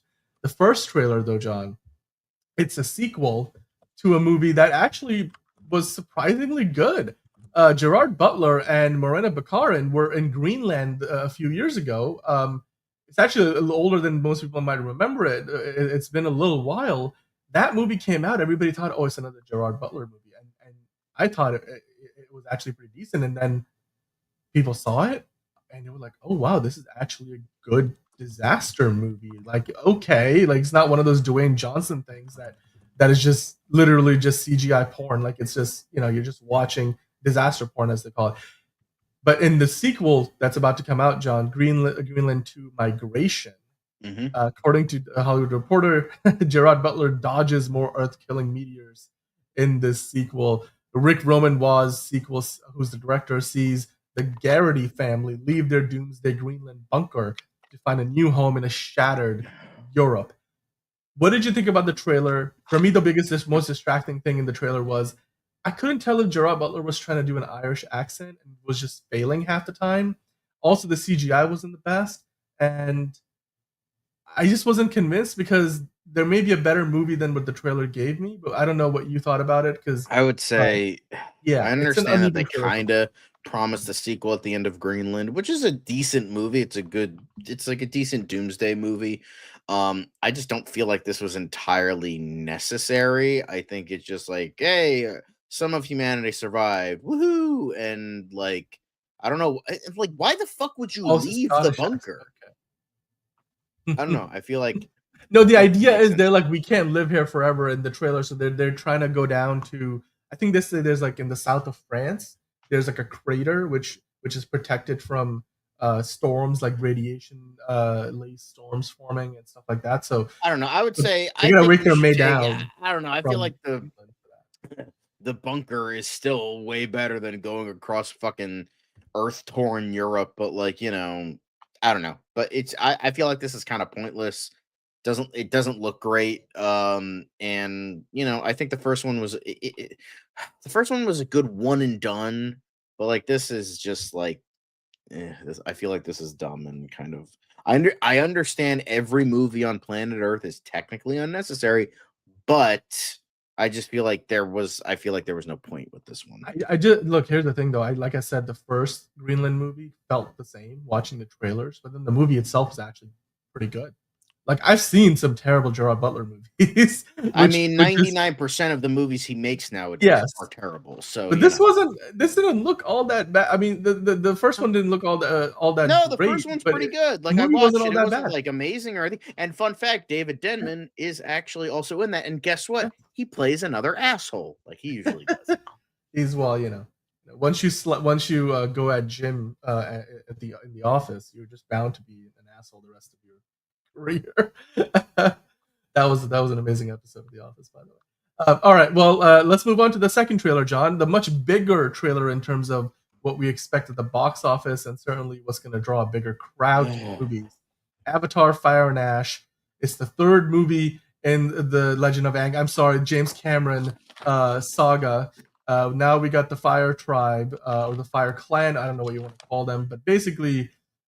They're like evil Na'vi, or they're just a little bit more on the dark. They're the dark side Na'vi. And in this trailer, according to Deadline, we see conflict on Pandora escalate as the Sully family mourns a loss. You also see a lot of the visuals that they're hoping to impress you with. Certainly, the James Cameron is inventive enough that we keep seeing new creatures that are designed to give us those awe and jaw-dropping moments. All inspiring and jaw-dropping when you see it on the biggest screen possible in actually good 3D. But John, it seems like the main story is that Quaritch is back again because it wasn't enough that they killed the human part of him. Then now he's a Na'vi, basically. And it turns out there's a queen of this fire tribe who might just be the perfect fit for Quaritch because they seem to get along quite well, and he's even sort of I don't know, like flirting with her at some point in the trailer. So, and he's like, "Look, I'm gonna bring the Earth they're gonna armies in to fuck help me out." 100%. They are gonna So, fuck. Like it's not even close. Are they gonna join their like hair things and just like have Navi sex? I mean, I don't know. They're gonna bump uglies. It's gonna be interesting. But basically that's part of the trailer. And then you see the pesky humans are back again in those armored whatever, we have to fight for our home again. It's just no. And the other big thing, the one big thing in this trailer that I think is probably the most interesting thing for me is the one human kid, which I forget who he belongs. I think he's Quaritch's kid. Spider. If you've seen this, Spider. Spider seems to at one point all of a sudden be able to breathe the atmosphere on Pandora, which is the trailer seems to hint that there will be a debate about whether that's a good thing or a bad thing. And surprisingly enough, Jake Sully is saying this is bad because if all of a sudden humans can breathe without masks, all hell's gonna break loose because now they don't gotta that's what they're. I assume that's when it's gonna be. That's what 4 and 5 is gonna be about. Yeah, I'm guessing, but I'm like this. Like Tony, for example, saying this movie is gonna be amazing. I certainly think the visuals were as engaging and seem to be getting better and better by every successive movie in the franchise. But John, were you at all impressed by this? I don't know if you can click into this. We can take a look at a few of the stills. But you saw the trailer. What was your reaction? Because for me, I think this was convincing enough for me. Because I was wondering what's new about this movie that we haven't seen in the previous two Avatar movies. But but for me, they gave me a couple of reasons to go check this out in the theaters beyond just the visuals. So did that apply the same for you, or no? This looks like the same garbage we've gotten over and over again with this fucking franchise. The first movie was okay, great visually. The second movie was the first movie over again, but with better visuals. And now the third one, we have the Na'vi defending their home from the humans yet again. But now we have the evil Fire Nation, Fire Tribe, and it seems like they're getting help from the Air Nomads, the Air Tribe. So it's just like, I don't care about the human shit anymore. It's just like, I don't mind seeing the world. The world is cool. It's just like, I'm just so like, if this movie doesn't impress me, I'm done with the Avatar franchise. Like this, I'm just so fucking done. This franchise is just like Bob is just kind of ridiculous at this point. Again, the visuals are great, but it's just like it's style over substance, and I don't really fucking care anymore. Like you could throw all these visuals at me, great, awesome, cool, but like I just don't fucking care anymore. I really don't. And then you have like Sigourney Weaver playing a teenager, which is just weird. And I don't know. Yeah, that one kind of puzzles me. Like I didn't see the need for that to be like. I mean, whatever. As James Gunn has worked with Sigourney Weaver for decades, and so they clearly like. I'm not. Who am I to tell James Cameron? He's made 3 of that. The ain't a hot take. That ain't a hot take. Time. Avatar has always been whack. We got just some geeky guy with another super chat. Thank you so much, saying I can't wait for 50% of Fire and Ash's runtime to just be James Cameron showing off how pretty his CGI is instead of actually fleshing out the story. Yeah. Well, you can bet that will be definitely true. Even in this trailer, one of my favorite comments. One of my favorite comments down here is, reporter, how long is the film? Cameron, 8 days. Shut up and watch the damn movie. That's my favorite comment. If I could like it, I would, because that's amazing. Yeah. Well, Figure Drawing agrees with you. Speaking of which, hello, Figure Drawing. Tony's saying James Cameron gives us eye candy and spectacular. He's always pushed the boundaries for movie special effects. Can you give me a well-written and good story? I'd like that, please. Yeah. Damn. Yep. By the way, we had another super chat from Just Some Geeky Guy, kind of off topic, but saying, fun fact, the actor playing Wolverine And Insomniac's new game was also Weather Wizard in That's why Clash. that's why he was so familiar to me. I was like, why does he look so familiar? That was a trailer we probably talked just has about one of those yesterday. faces. Nope. Yep. That was one of that was the new video game trailer we talked about yesterday. That was fun watch. Thank you so much for supporting us with those super chats, Justin. Guys, these are all going right back into the channel. Literally pays John's salary. But Justin Geeky guys saying, say what you will about Zack Snyder making his films too long, but at least he used the extra runtime to flesh out the story. What story and characters? You mean the 30 minutes of slow motion that adds nothing to the movie? Yeah, because Rebel Moon really needed 30 minutes of slow motion farming. That really fleshed out the characters and story. Fuck out of here with that shit. Get out of here. Monique saying, I checked out on the first Avatar because they said your brain pattern and genes control the Avatar. So when Sully plugged into his twin's Avatar, nothing should have happened. Yeah. They give you just enough science to, let it wash over most people. But if you really think about it too hard, that's the thing. Don't think about it too hard. Otherwise, it won't really make much sense. Also, gives me an excuse. Here's the thing, guys. We don't need story. We got family. You don't turn your back on family.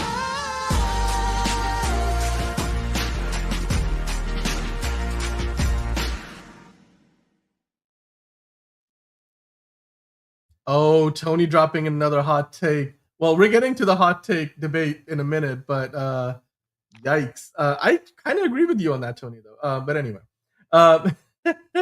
Fire and Ash. No, it's not. The last. Got 4 and 5. In fact, James Cameron has said that he's already filmed parts of 4, and actually, he said he filmed most of 4 already. Like he was saying that a year or two ago, like when the second movie came out. Because this got delayed. That was what happened. It got delayed. So because basically these kids are growing up, so like Spider doesn't look that the actor who plays Spider doesn't look like that today. Like when they've shot some of this stuff well before we got to this point in the movie. Obviously, the actors who are just mocapping and they're animated in the movie doesn't matter so much, but for the child actors and maybe even the voices for those child actors, because your voices change as you grow up. So yeah, these movies are being shot like not just back to back like the Avengers or the Matrix movies. They're doing them like all across. It's like probably like one big puzzle piece that James Cameron is putting together. He said he even shot some stuff for the 5th and final movie in the franchise. So I mean, look, unless this thing is an absolute bomb, which I doubt it's going to be, they're going to keep making them until they're done. Mm-hmm. James Cameron hopefully will still be around to make a few other projects, because I think a man of his caliber as a filmmaker, he should be able to work on a few other movies beyond just Avatar. I don't want him to just literally be in his deathbed while we release the 5th Avatar movie. But that being said, John, this has been Movie Talk Madness. Thank you guys for sticking around with those trailer reactions. For me, Avatar Fire and Ash, the better trailer, and gave me more reasons to actually watch the movie, because until now I was like, I've kind of seen 2 of these, and the second one was mostly a repeat of the first one, other than the fact they introduced a few different looking Na'vi and water. But like it's, and this feel like same thing, new Na'vi, fire. But there's actually a few other reasons in this one. So you guys let us know what you thought about the Avatar Fire and Ash trailer and the Greenland 2 trailer. But in the meantime, John, we're going to move on to MCU Weekly, because we do have a few stories from the world of the MCU and Marvel. I thought we had one more Movie Talk Madness. Didn't we have Mortal Kombat 2? Oh, we did. I'm sorry. All right. Well, you ignoring Mortal Kombat 2, man. How can I? That's my bad. I might have accidentally skipped across it. We did get it's a minute-long featurette, and it's mostly Carl Urban talking, but then you have a few of the other actors. You got Hiroyuki Sanada in there. You got Cole, the actor playing Cole Young. Cole Young is back, John. The character everybody loves to hate. Got Martin Ford as Shao Kahn. There you go. You got Jimmy Olsen in the mix with his robot arms. Yep. It you know what? Honestly, the best parts about this are like the what was it? The flawless victory. All the key, the get over here. All the key lines, and the Hiroyuki Sanada is like, you walk on set and you look at Carl Urban, you're like, that's Johnny Cage. And we have seen a lot of the footage in this featurette is what we've seen in the trailer they've put out so far. You do get some behind the scenes looks. I enjoyed this. I like the fact that they're bringing back more of the Mortal Kombat, like the original theme. They're slowly lacing that into the soundtrack, and you get a little bit of the music at the end. So I do love to see that. I think we could just end on to that right there. Just perfect. Yeah, it's showtime. Just some geeky guys saying if Cole Young dies in the first 10 minutes, I will throw a parade. Yeah. Well, D Cole, you actually stopped by a little bit later than maybe you should have, but that's okay. Peacemaker episode 6, we did a review for it right at the top of the show. So if you want to rewind and check that out, you can. We also did our ratings, but it was a lot of fun, and I'm sure we'll continue the conversation later on when we get to DCU Daily. But yes, we did talk about Peacemaker episode 6, D Cole. Let us know what you thought about it. Like you could definitely drop your comments in the chat, and then the folks will interact with you on that. Tony giving Avatar Wood. What? Wait, what? Oh, you mean the first one was Avatar Wood? Okay, maybe that was like more Avatar Earth. Then Avatar 2 was water. Avatar 3 is fire. So by that logic, Avatar 4. Oh, I see what you did there. Would be Earth. Okay. I don't know. Okay, maybe. Yeah, well, it can't be Earth because they're on Pandora. But Avatar 5 is metal. Yeah, it's just going to be like just yes. That's as we get into the metal. They're just going to start playing Pandora's box. Changes. I think at one point James Cameron mentioned that they wanted to bring the story back to Earth eventually, or like show off like what the Earth in that world looks like. But anyway, I don't know if that's still happening. Yeah, John, what did you think about Mortal Kombat's featurette, the Mortal Kombat 2? Looking good, and especially Carl Urban. Love our boy here, but yeah, he's gonna have to carry this movie, man. Look at those moves. You'd have a hard time convincing me Carl Urban can't pull that off. You know, he's my stuff. I still love. He was in one Marvel movie, and his character was. He was one of the few good parts about that shit fest. He started off being like a very one-dimensional character, but then you see him grow into like, oh shit! Behold my stuff. Like for a tertiary supporting character, he had more character development than most of the leads in that movie. But that being said, Mortal Kombat 2, we're gonna be getting later this year. Actually, no, they moved it to next year. We're gonna be getting it next year. Can't believe we have to wait longer. But so now we're in. Now we move on. Thank you guys. Hit the like button if you enjoyed the conversation. I'm sorry if I forgot about Mortal Kombat, but I did not forget about the MCU. We do have a few stories from the world of the MCU, Marvel at large, Marvel Studios. Anyway, Daredevil Born Again, John. Of course, Charlie Cox, the star of the show. He was recently asked in an interview, which Avengers team would you like to join? Which Avengers team would Daredevil join in the upcoming movies, Doomsday and or Secret Wars? Because now, John, there are multiple Avengers in the MCU. You got the Avengers that Captain America is leading. Then you got the new Avengers that we got in Thunderbolts. And the answer that Charlie Cox gave, he was at GalaxyCon in New Orleans talking about this. He said, that's so funny. There's a really good question. That's a really good question. I think Matt Murdock would kind of think about it. And then he added, basically, kind of staying on the fence, hedging his bets a little bit. He's a lone wolf, talking about Daredevil. He likes to work by himself. He's a reluctant kind of team-up guy, I think, said Charlie Cox, a bit like Frank Castle is. I would absolutely be thrilled. I would be chomping at the bit to do that. Now, of course, there were rumors. Remember, we talked about like that one Jim kind of misquoted in an Instagram post saying, oh, look, Charlie Cox is training for Avengers Doomsday. And then that the record was corrected, or maybe it was just redacted by Charlie Cox saying that no, they just kind of misunderstood what I was there for. But do you think Daredevil would even be in these upcoming Avengers movies? And then if so, which of the Avengers do you think he's more likely to be a part of? Probably none of them, because I think there might be a rights issue, kind of like with Kingpin. So I don't think he's going to be part Kingpin of it. Kingpin is attached more directly to Spider-Man. That's the issue, right? I don't think Daredevil has anything to do with that. I'd imagine that. Yeah, but I think the thing is with Daredevil, I think he was owned by like Fox or Columbia at one point, and then rights reverted back. But even then, I think there might be something dodgy with Daredevil that you can't put him in the movies. I think so. Yeah, that's interesting. That I personally would love to see Daredevil in the Avengers movies. And here's the thing: I could be wrong on that, but I think that's why. Yeah, you might be right. I will have to look into that. Somebody in the chat, you might guys might know more about that, or if you want to clear the record.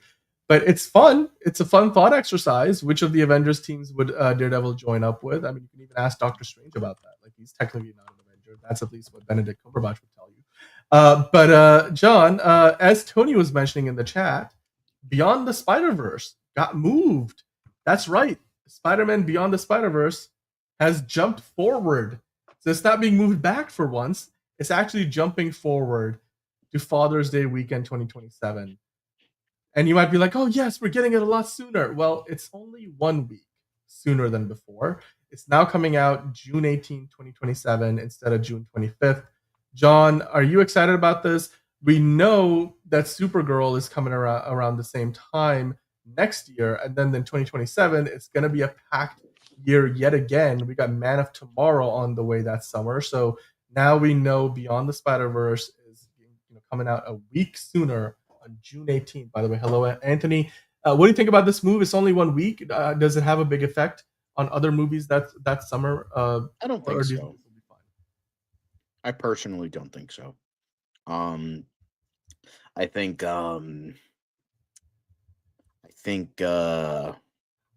I think it's just maybe avoiding stuff, but I think there's also the idea of maybe there's that, but like I don't get what the fucking like why a week? Like 3 weeks, that's a good amount of time, but like why a week? Well, if you think about it, John, Man of Tomorrow comes out July 9th in 2027. Okay, so they're getting an extra week of money, but even then, like, come on now. That does, like you said, that gives them an extra week. Now they have a 3 week gap between them and Man of Tomorrow. So that is a good move, I would say, because Man of Tomorrow comes out the same weekend as A Quiet Place Part 3, for example. So I'd imagine maybe A Quiet Place Part 3 might eventually move too. And then currently there's an untitled Marvel Studios movie set for July 23rd. And then remember, Shrek 5 got moved to June 30th. So this also gives us Beyond the Spider-Verse a little more breathing room with Shrek 5 now moving 2 weeks away, or not moving, but now 2 weeks away from Spider-Verse, because Beyond the Spider-Verse is going to be coming out on June 18th. However, John, as of right now, it means that Beyond the Spider-Verse is going to be going head-to-head with Pixar's Gato, the next original Pixar story.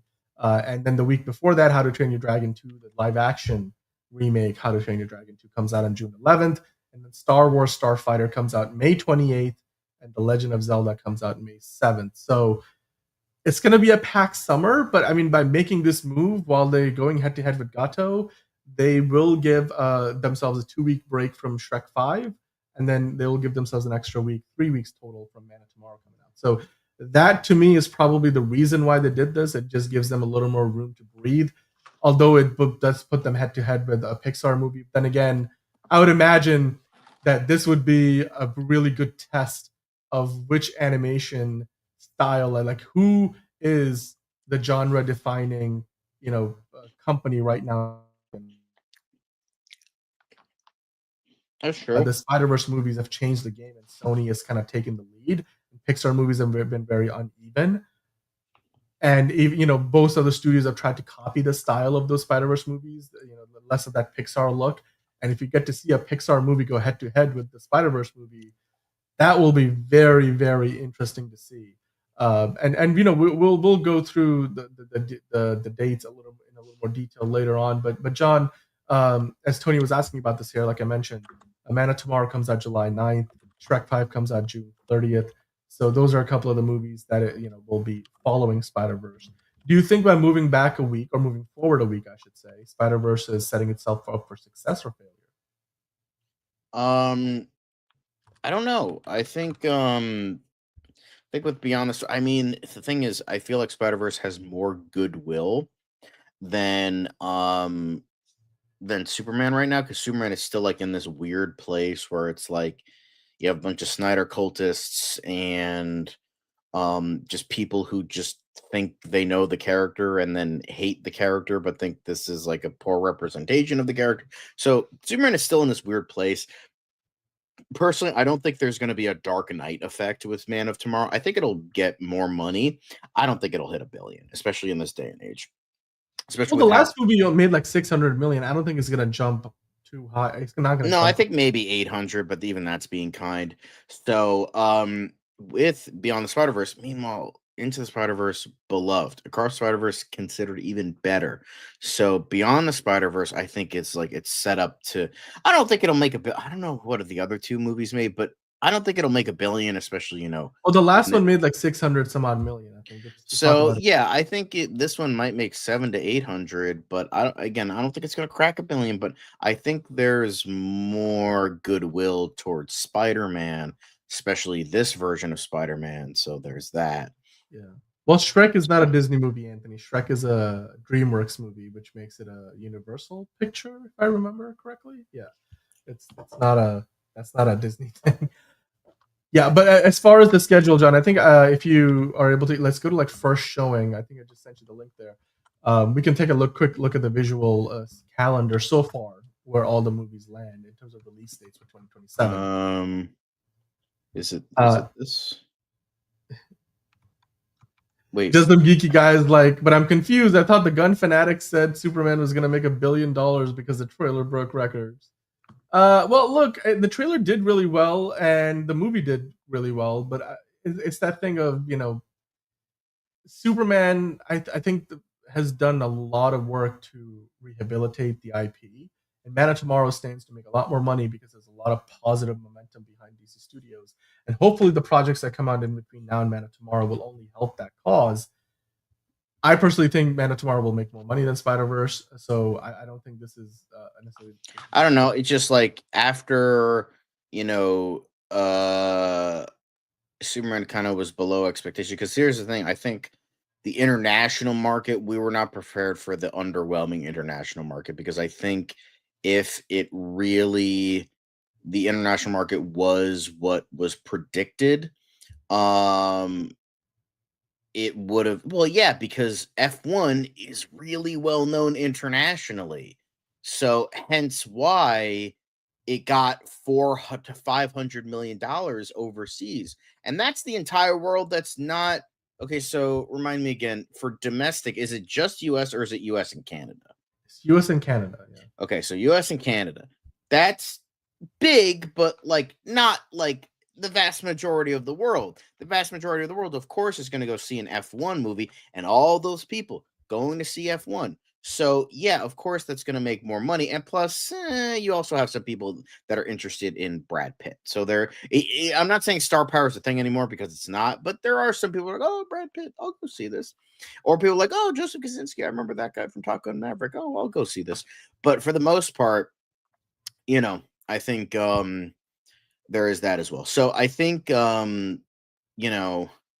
it's just like people, you have like the ultra gun fanatics that were like, oh, this is going to make $2 billion. But then you also have the Snyder cultists that were like, this is going to be a mega flop. This is going to not make any money. David Zaslav is going to fucking, leave the company. James Gunn is going to get fired, blah, blah, blah. And that was also not the case either. Yeah. But okay. But I think now we're getting really far off track. I just sent you the link there in the private chat, John.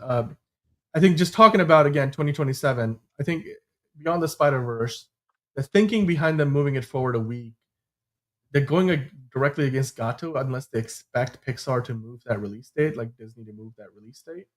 And if you zoom into this, Sean, we look at where it is now. Of course, May 28th, you got Star Wars Starfighter, and then June 11th is How to Train Your Dragon 2, the live-action sequel to the movie that came out this year. You have a lot of big movies. You have The Legend of Zelda. You got Resurrection of the Christ Part 2. Woohoo, guys! No, I'm just kidding. Yeah, but okay. So June 11th though is really that's the big one. That's the big one to worry about, I would say. Because the one that came out this year did really good money at the box office. So I would look at that and be like, okay, second weekend of release after How to Train Your Dragon 2 comes comes out. That's And not then you what got I said. I'm not saying Gato Superman coming out isn't well too. known internationally. I'm just, he is a representation of an American hero. And the thing is, America's not in good faith with the rest of the world right now. So that probably it did that. And I literally just said after the fact, yeah, you could have a couple people going to see Brad Pitt for the movie, but he's not going to make the movie because movie stars aren't a thing anymore. I literally said that after. You gotta listen, Tony. You gotta listen. Yes, But that is a sequel to The Passion of the Christ, and it's also part 2. it will There's do good, but I don't think it's gonna make like the biggest. I don't think it's Um, gonna be like the biggest movies of the year, like Passion of the Christ was. and Anthony, I think what you're saying here is valid to a certain degree. The second movie didn't. No. In was it not?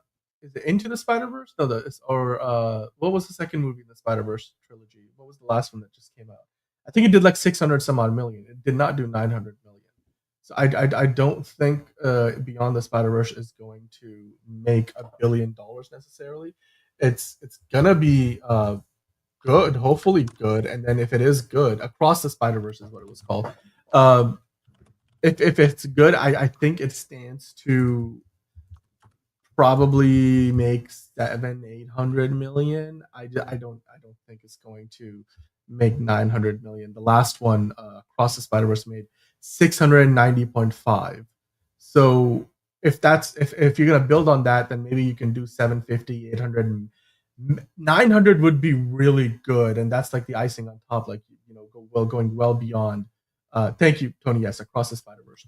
But yeah, Beyond the Spider Verse, I don't think gets to $1 billion. It would have to be really, really good, and they've lost a bit of momentum because they've delayed it like 3 times. So now, though, they've moved it forward a week, and it gives them a couple of weeks before Shrek 5 would come out. Because Shrek 5 is what I would worry about in terms of Man of Tomorrow's box office. Because if you scroll down a little bit, John, June 30th is where Shrek 5 comes out, but then July 9th, only a couple of weeks later. Actually, not even a couple of weeks. Shit, August 6th. It's like Miami a week Vice later. is fucked.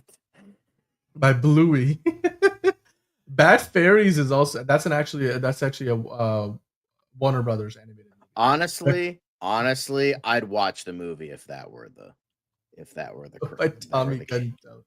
I don't think Mel Gibson wants that. But thank you for the super chat, Justin Geeky Guy. Well, I think we have beaten this horse to death. So, John, we have one more piece of Marvel news before we finish up with MCU Weekly.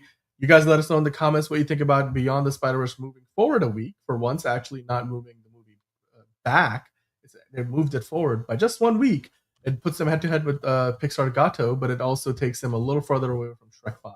Now, the last thing we're going to talk about in the MCU Weekly is Marvel Animation Boss talking about the future of the shows that they've got going on with X-Men 97 and Your Friendly Neighborhood Spider-Man, the animated show specifically. Of course, Brad Winderbaum, he's basically the head of Marvel Television, streaming and animation, so he oversees all the shows that go on Disney Plus, as well as the animated ones, so not only live action, but as well as animated. So Marvel Zombies just came out. We talked about the score for that in Rotten Tomatoes is really mixed. It's not quite ideal. But John, the good news here from Brad was he was talking about how we're not going to have to wait very long to get new seasons of these shows moving forward. At least that's the hope. He was saying what's exciting about the next few years is that we are going to get subsequent seasons of X-Men 97 and Your Friendly Neighborhood Spider-Man on an annual cadence, kind of like The Pit, which won a lot of Emmys this year, although not animated, but still. So every year there will be a new season and we can map out a longer arc to those stories. John, are we getting back to those times when they actually release a new season every year for once? Do you think that's possible with an animated show that's certainly made to a caliber that is Disney Plus worthy, I suppose? Because back in the day we used to get that, like Batman Beyond, the Batman the animated series, the Justice League shows. We talk about them all the time here. Do you think Marvel is capable of giving us those annual releases for their animated shows? Is that a good thing or a bad thing? What do you think he means by that longer arc to those stories? Like, are they just talking about multi-season arcs so that they don't just have the story of a season be wrapped up within that season? Instead, we can actually get back to how TV used to be. What do you think? I hope so. That would be very nice to see. I mean, I can't say anything for X-Men 97. I never watched the original show, so I didn't watch X-Men 97 because it didn't seem like, why would I watch a sequel show to a show I never watched? But Your Friendly Neighborhood Spider-Man is pretty great. So I don't know if we're gonna. I mean, it's takes place on two different worlds, but it would make sense for, you know, Spider-Man to show up again, like as in like the Christopher Daniel Barnes version in X-Men 97, because he did show up for like a bit, Yeah. like a hot second. Probably not going to be the same Spider-Man as the. No, I don't think so, because yeah, as you know, I think this is good because everyone loved X-Men 97, although with Bo DeMeo gone, I don't know if it's going to hold up to the first season, so we'll have to wait and see. You know, but yeah. I mean, I think this is good news because overall it gets back to a time when, yeah, you could expect a new season of a show every year. And I think from a viewer perspective, like you'll be able to, if you're enjoying the show, not have to wait 3-4 years like the House of the Dragon, for example, will make you wait 3-4 years for a new season. It gives you more continuity. You can build on the momentum. You can actually tell stories that last more than just one season at a time, that don't feel disjointed. And to answer your question, Anthony, I don't think he talked about a second season for Eyes of Wakanda. That was also like a limited series. So unless I missed that, I will have to wait to see if there's any updates there. But I did enjoy the Eyes of Wakanda. Not the best thing ever, but certainly when it clicked, it really clicked. And I again, it takes you back to that world they created in the movie, the live action movies. So I did enjoy Eyes of Wakanda.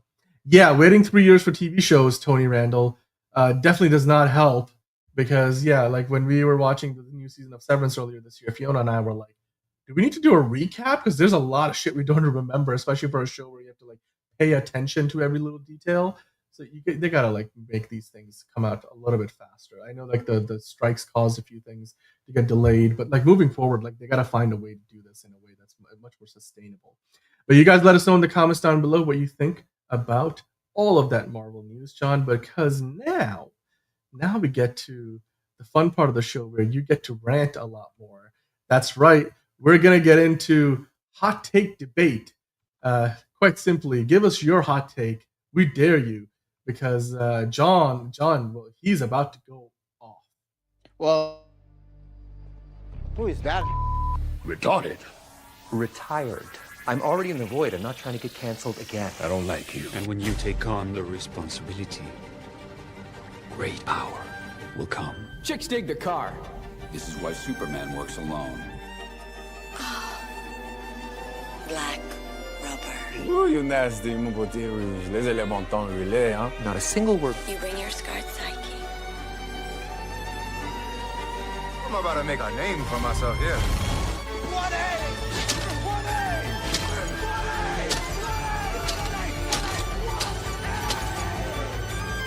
Pathetic. Psychopath. Begging for attention. You were just leaving. Oh, no. Nobody. No!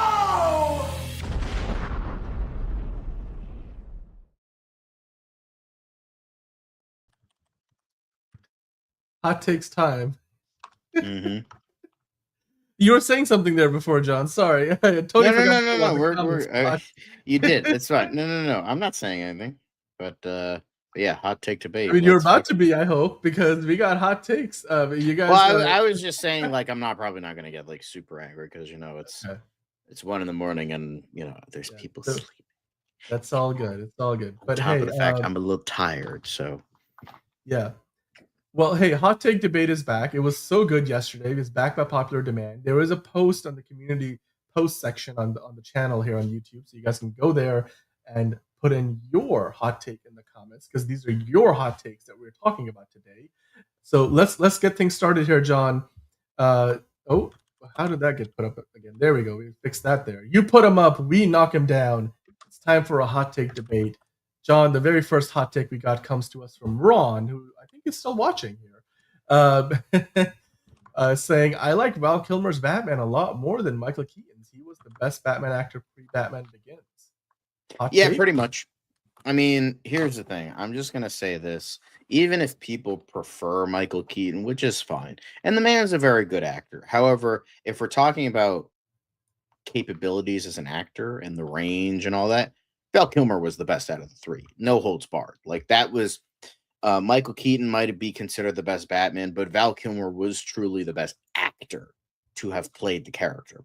George Clooney is a very good actor, but I think Val Kilmer was an even better actor, and I do believe that he was the best actor out of three. And I think that's you could probably say that I wouldn't say that's subjective because people are subjective with their shit, but like that's I think most people can agree, even if Michael Keaton is their preferred Batman, I think it's safe to say Val Kilmer is the best out of the original three. So I would agree with this. It's a hot take, yes, but I would agree with that. Look, we just saw the intro for Hot Take Debate. I could tell you that there's some moments in that movie, in Batman Forever, which make me question the whole idea of that portrayal of Batman. However, I will say Michael Keaton, there's a bigger sample size, and I think it was one of those situations where Michael, Keaton walked so that Val Kilmer could fly. Not in Top Gun, but in Batman Forever. But for me, this is you guys are having a whole Sir Patrick Stewart and Sir Ian McKellen conversation in the chat. Anyway, but yeah, I think for me, Michael Keaton's still the superior Batman, but Val Kilmer, I think, played the duality of the role better. So yes, the whole idea of like the externalizing the internal conflict that is between who is Bruce Wayne, who is Batman, and which of them is the real persona, and which of them is the mask. And I think Val Kilmer did a better job of playing that in Batman Forever than what we saw with Michael Keaton in the two movies he did, I think, overall.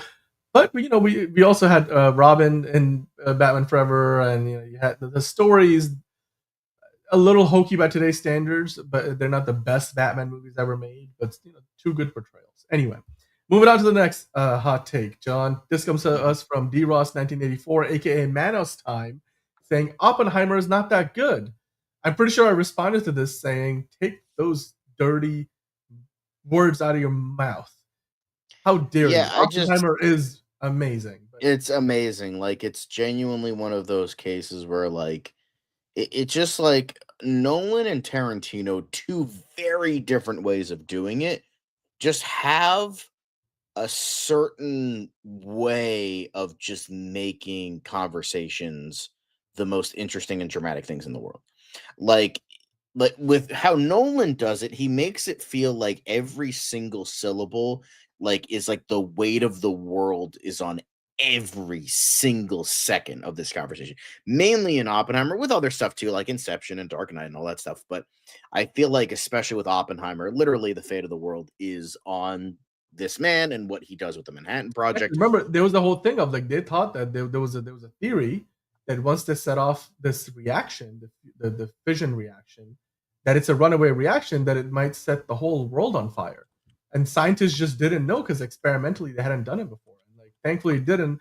Although the movie makes the argument metaphorically, it did sort of set the world on fire. And the world that we live in today, maybe nuclear age, is I believe we did. Before. Fucking hardest hitting words of any fucking movie. I think it was very well paced. It almost made $1 billion, and it came, the whole Barbenheimer phenomenon. Remember, Barbie was the highest grossing movie that year, but Oppenheimer literally released the same weekend and almost made $1 billion. It made over $9 million. I think for Barbenheimer a 3-hour helped, rated R movie. That's impressive. Yeah. I think I just think it was very well paced. The dialogue worked.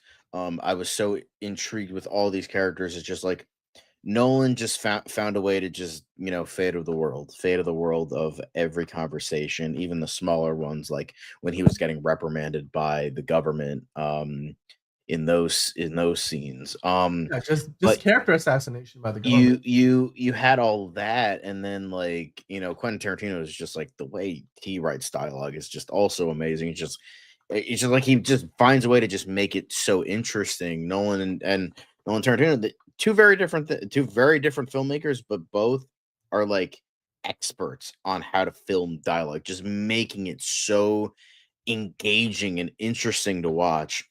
I think but the thing is, it's not an action movie, it's not a Marvel movie. Of course the pacing, of course it's going to be a much slower movie, but here's the thing. I don't mind slower paced movies. Just don't be boring. That's the thing. Slow pace can be good. Slow pace is usually very good. However, it's not boring. That's the thing. It's slow pace, but it's not boring. You could have a like Shining. Oh, it's a slow paced movie. Yeah, but that movie's also fucking boring as shit. Hot take. But this movie is not boring. It's 3 hours, but it does not feel like 3 hours. Yeah. Meanwhile, like The Batman, that's a good movie, but that movie feels like a 3-hour movie, and it just went on and on and on when like half an hour could have been cut from that movie. Meanwhile, Oppenheimer, it felt like every single second was necessary. Like it feels like if you cut out anything, it would have felt incomplete. Like it would have felt like I'm not watching a complete vision if any scene was cut out of that movie. So, I just think it's I don't agree with this. And Oppenheimer is Kino. Oppenheimer is a great movie. It got Christopher Nolan his much deserved overdue Oscar as for Best Director. I mean, well overdue. I think he could have won a few well before that for a number of movies that he's done in the years since even The Dark Knight. I mean, The Dark Knight I thought was deserving. I think Tenet. Well, Tenet is kind of hard to understand, at least on first watch. But Interstellar could have won. Inception could have won. But hey, Fiona, giving away all my secrets. And is it a hot take though, Fiona? Dan prefers Barbie to Oppenheimer. Look, here's the thing. I did see Barbie 4 times in a movie theater. I only saw Oppenheimer once because it's. But that's the thing. It's the watchability factor too. I think Barbie's supposed to be like enjoyable fun and pink and silly. It does have some There's heavy more themes. rewatch value in that. Yes, it has heavy themes, but it's still. But for the most part, it's a fun movie. It cloaks its heavy themes in a very high facade of pink, and you know what? That responds to people more. So of course, like rewatching it over, like obviously, it's like Superman versus The Long Walk. Superman, it's nice, it's wholesome, it's silly, and that has more rewatch value. Long Walk is a better movie, but that is a very hard watch, and it's very fucked up. But it's just like it all depends on what it's giving. Like Oppenheimer is about the man who made the nuke, like, and then Barbie is just like, oh, silly Barbie stuff. Sure, existentialism a little bit, but like it's mostly silly. So there is that. And not saying Superman also doesn't touch on important world issues as well. It's just like it cloaks it in like a layer of silliness and comic book nature and wholesomeness. So there is that as well. So yeah, it all depends, but yeah. It's. By the way, since we are bringing up some of your hot takes, I saved one from Anthony earlier, who I think has generated quite a bit of conversation in the chat, live chat, saying, I got a hot take. The actors are going to play Professor X and Magneto in the next X-Men movies are going to be unknown stage actors. I don't even know if that's a hot take necessarily. I mean, they did do that with Sir Patrick Stewart before he was a Sir, and Sir Ian McKellen before he was knighted as well. And that's exactly what Tony pointed out. They were just stage actors before they were famous, but at the time they got cast, they were certainly famous screen actors as well. So it wouldn't necessarily be the first time. And we all know Kevin Feige has been around the Marvel franchise from back in the Fox days of the X-Men movies. So I wouldn't mind seeing him go down the same route. I will tell you guys this though, if you want to get in the hot takes as one of the 5 hot takes we get to Anthony during the show, put it in the comment box. Yes, on the community YouTube community chat. So, yeah. Go to the community post section on the channel, and there's a post there asking for your hot takes, and drop in the comment there, and then we'll definitely bring it in, and you'll be on the big graphic. Now, speaking of the big graphic, let's move on to the next hot take. This comes to us from JB, who's a bit of a hot take superstar. This is like his 4th hot take on the show already, saying the Star Wars prequels are unwatchable trash. So are the sequels. OG trilogy forever. I don't know if that's even a hot take, JB, because most people. No. After the sequels bombed with fans, people are going back to, the prequels were actually good the whole time. No, they weren't. Fucking Attack of the Clones and Phantom Menace suck donkey dicks, and Revenge of the Sith is mid at best. There, I fucking said it. I don't care what anybody. Oh, Revenge of the Sith is actually the best Star Wars movie. How about you suck my fucking nuts? Because that's like that is as close to being objectively wrong as you possibly can. With some of the dog shit fucking dialogue, the dog shit character decisions in that movie, no, that is no way, anyhow, a good movie. However, I will say this in regards to prequels versus sequels. I will always watch the prequels over the sequels. I'll watch Phantom Menace. I'll watch Attack of the Clones. I'll watch Revenge of the Sith. Or Phantom Menace, Attack of the Clones, Revenge of the Sith. I will watch those movies. They're terrible. They're near unwatchable. However, I'll watch them over the sequels because of one major thing. And I will say this, and I will always die on this hill. I would much rather have a terrible vision from a filmmaker than a terrible vision from a corporation, because those sequel movies are Disney's view of Star Wars, and that view sucks. Okay? That be all and end all. I'd much rather have the vision of George Lucas than the vision of Disney. 110%. So yes, the prequels are trash. Definitely. I'd rather watch George Lucas's trash than Disney's trash. So, but I will say OG trilogy forever, because remember, Star Wars ended in 1983, and that's how I choose to live my life. Damn, now the chat is just coming in strong with their opinions. I will say this though, cue the whole no, it's called I think so Anthony, now they don't call it a community tab. I think they call it posts. If you go into the homepage of the channel, I think it's like youtube.com/ohsocurious. There's a post section. John, you might even be able to give us a tutorial here if you like. But I was just gonna say the whole thing about the sequel trilogy versus the prequel trilogy. It's the whole thing of from the first Guardians movies. I've got a plan. No, he doesn't have a plan. I've got a part of a plan, and he's just like he's like, oh, that's a fake laugh. It's real. But yeah, that's basically what Disney had. You go to Oh So Curious. I spelled it wrong, but that's okay. So you click on the channel, and then you click posts right here next to playlists and the magnifying glass. Zoom in. Posts. Can you zoom into this, John? We're gonna zoom into this. You click posts right here. See, oh, there's an advertisement for today's episode. There's an advertisement for Tier List Tuesday, and it looks like James Bond actors might beat MCU Phase 4. Go vote now if you haven't already. And this was another episode. But here, right here, is the hot take debate post. We'll make another one to refresh so people can go see. So you click on this, and here you go. You can look at all these takes. Oh my God, look at all these takes. Oh my God. But I'm not going to show them.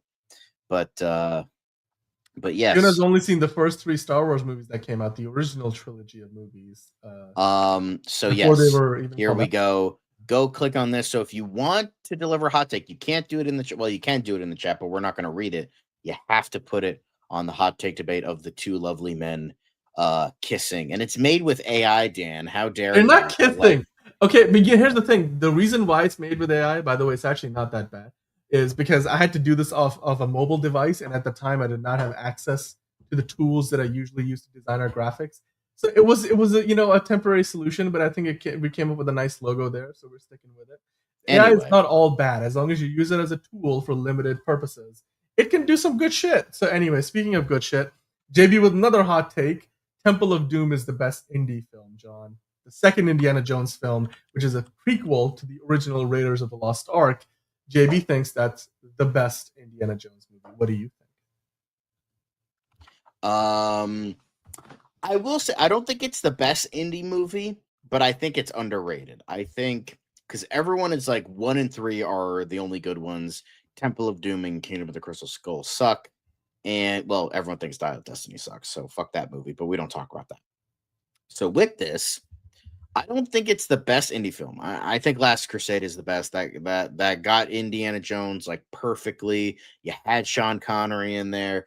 It was just, chef's kiss. It's one of my favorite movies of all time.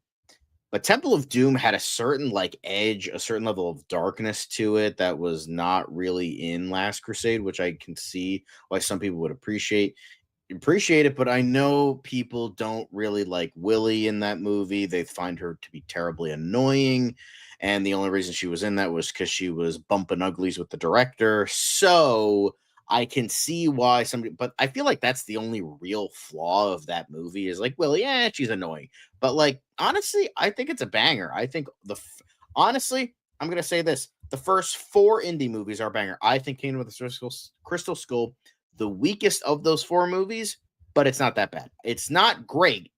It's still the weakest of the 4, but it's still a pretty good indie movie. I'm just gonna say that. That's where it should have ended. Dial of Destiny doesn't exist. Fuck you, James Mangold. But I don't agree it's the best, but I agree it's better than people think it is. So, Damn. Fiona's like, there's that many Star Wars movies? Yes, there's 9 of them, Fiona. And then there's like the other ones. There's like Rogue One, which is not even an episode. There's Solo, a Star Wars story. And then they're making more. Finally, they're making a Mandalorian and Grogu movie that comes out next year based on the show, following up the events of the first 3 seasons. And there's Star Wars Starfighter coming out with our boy, Ryan Gosling, in 2027. So, but Monique thinks that The Last Crusade is the best one all day, every day. There you go. That is a proper hot take. Justin Geeky Guy, heresy. Absolute heresy. Yeah.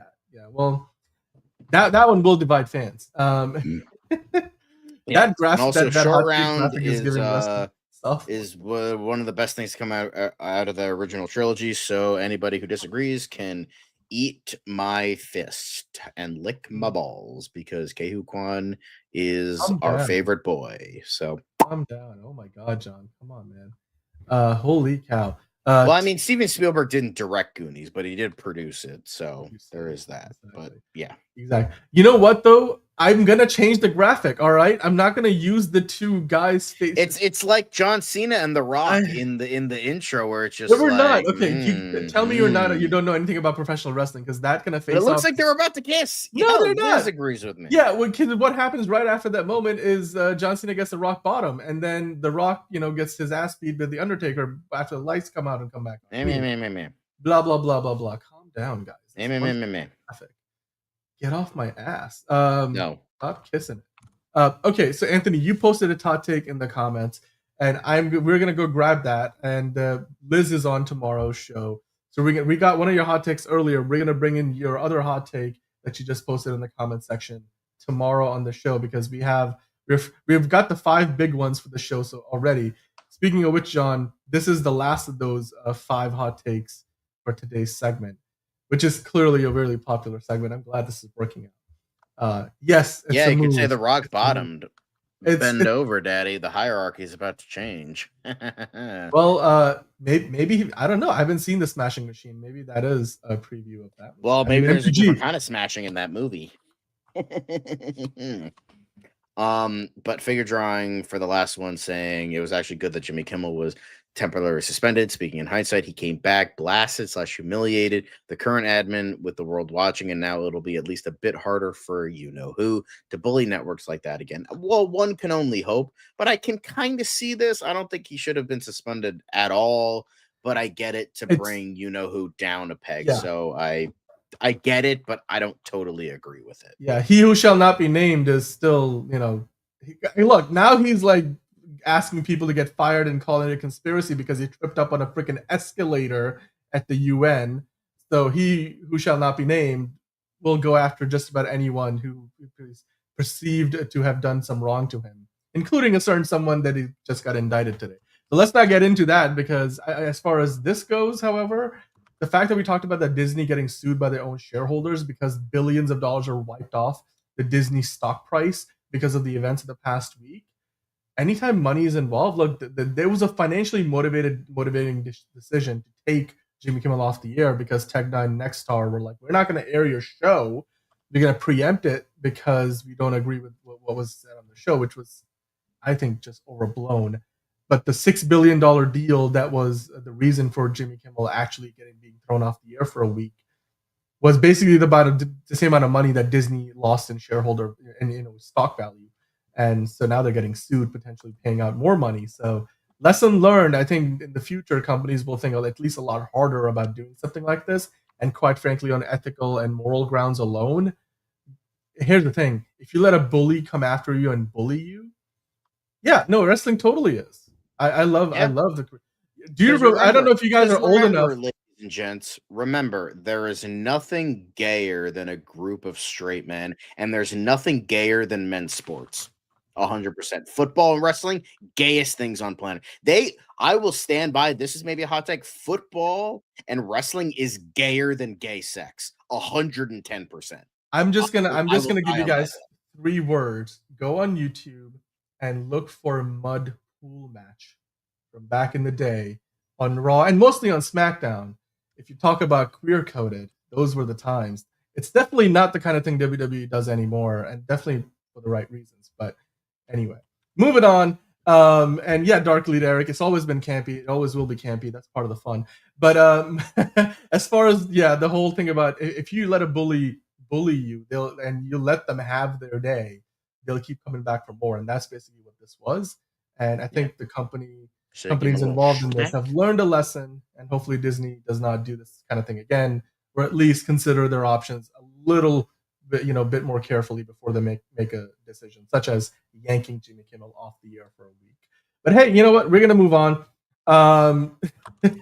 Yes, Tony, I'm not gonna address that comment on air, but yeah, that era of wrestling is certainly behind us. So moving on. That was hot take debate. Give us your hot takes. We dare you. You put them up, we put them down, or we keep putting them up, because John did agree with a few of those. But I think this is going well. I love this is a good idea. Pat on my own back there for a second. But John, that leads us to a quicker part of the news before we get into some more DC stories. It's time for Quick Hits. So I'm gonna hit the music and let's dive into the Quick Hits show. All right. So Spaceballs 2. Rick Spaceballs Moranis, 2. Bill Pullman, Daphne Zuniga, they all return, confirmed in first cast photo, which is a table read of I'm happy Bill Pullman is back. How can you not have him back? Rick Moranis coming out of retirement. This is like the Star Wars. You got Josh Gad, Rick Moranis. That looks like Josh Horowitz. We got Bill Pullman. You got Kiki Palmer. Trying to point out everybody, but yeah, good stuff. That looks like Anthony Kerrigan. But Mel Brooks is on the laptop there.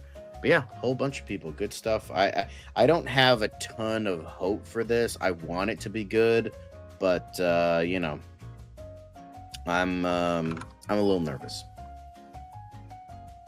I am excited to see what they make of this. The fact that they got the original cast back, and the Naked Gun did really well this year. So I'm like, you know what? Maybe this genre is back after. We'll see. Hopefully. Yeah, I mean, look, a lot of people didn't think we were ever going to get a sequel. I mean, hey, if Spaceballs, but they need to call it The Search for More Money. That's what was promised. Didn't they put out like a teaser a little while ago that was sort of along those lines? I mean, maybe they will. I don't know. I'm not sure. We yeah, exactly. That's why Josh Gad. I don't know why Mel Brooks is like sucking Josh Gad's dick. It's like, bro, pick better people. But yeah, Spinal Tap 2 was good. I agree with Justin Geeky Guy though. I hope to God they make a joke making fun of how badly planned the sequel trilogy was. They will. Believe me. 100%. You're gonna have I can bet $100. What do you think? We didn't plan all of this at all? Of course we had a plan. They're gonna do something along those lines. Yep. Mm-hmm. Yep. All right. Let's keep on going. Anyway, next up, The Office stars win Who Wants to Be a Millionaire for Planned Parenthood and Phil Abundance. So there's your boy Jimmy Kimmel, and there's Oscar and Meredith. So cool. Yeah, basically you got 2 Office stars because Jimmy Kimmel hosts the American version of Who Wants to Be a Millionaire. That show did not get preempted. But the two former Office stars, went on the show and actually won. And they're donating their $1 million winnings to Planned Parenthood and Phil Abundance, which I think are two very worthy causes that have actually suffered quite a bit in recent times under the He Who Shall Not Be Named administration. But yeah. Let's keep on going. Very cool.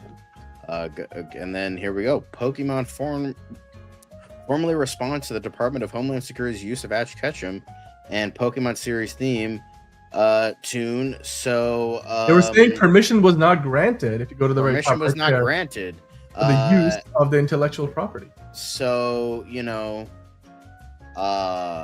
I mean, that's it. But apparently they're still not going to touch this because obviously Nintendo's going to go after fans for having the theme tune in 1 second of their YouTube video. But the people that are actively throwing people in jail for no reason, that's totally fine, and using our intellectual property in that's cool. But so I would say this, Nintendo, this is the one time Nintendo should sue, but they won't. So I would say get the attention of the Pokemon Company, because the International Pokemon Company, those are the people that are publicity shy. So you get them to crawl out of their fucking hole and get these motherfuckers. So use as many hashtags to get the Pokemon Company's attention so that these motherfuckers can fucking get smacked down a peg. I'm just saying, they're not gonna fucking do anything, so you make them fucking do something. Sick of this shit. The one time Nintendo should sue, and they won't. So we push them. Be assholes, all right? Be assholes. Use hashtags. Make sure to get them out of the woodwork. I don't know if that's reverse psychology, but all right, let's keep on going. I'm just saying. There we go, Elite Z. Fuck Nintendo. Get the Pokemon Company out of the woodwork. Let's go. Come on. Let's do it. Anyway. Definitely baiting them. Amazon reaches $2.5 billion settlement over allegations it misled Prime users. Oh my god, a corporation misled their consumers? That's crazy. The best part of this story is, of that $2.5 billion, $1.5 billion they'll be paying out to customers that were, according to the settlement, misled into signing up for Prime for features and pricing that was clearly false advertised. So yeah, I hope as a 2-time Amazon Prime subscriber, I get a little bit of that money back. So I'm all for this. Good. Thank you, Amazon. Pay up, because I want my money. We could go into the nitty gritty of this lawsuit. I don't think it's worth talking about. We did mention this a while ago when this was first taking place, but now we've got a $2.5 billion settlement. So yes. Anyway, moving on to the next thing. YouTube. Delta YouTube Inc. in-flight entertainment partnership. Content from top YouTube creators and podcasts will be added to Delta's in-flight entertainment system, with free trials of YouTube Premium and a YouTube music boarding playlist also on tap. That's fun. I don't fly Delta very often, but they are the more premium option if you look between the 3 major US airlines, and now you'll have YouTube sort of built in. And I already have YouTube Premium, but I don't mind getting I guess a little bit of more from the in-flight entertainment system. That's fine by me. It's fine by me. Let's keep on rolling. Yes, indeed. Remote DreamWorks staffers attempt to unionize with Animation Guild.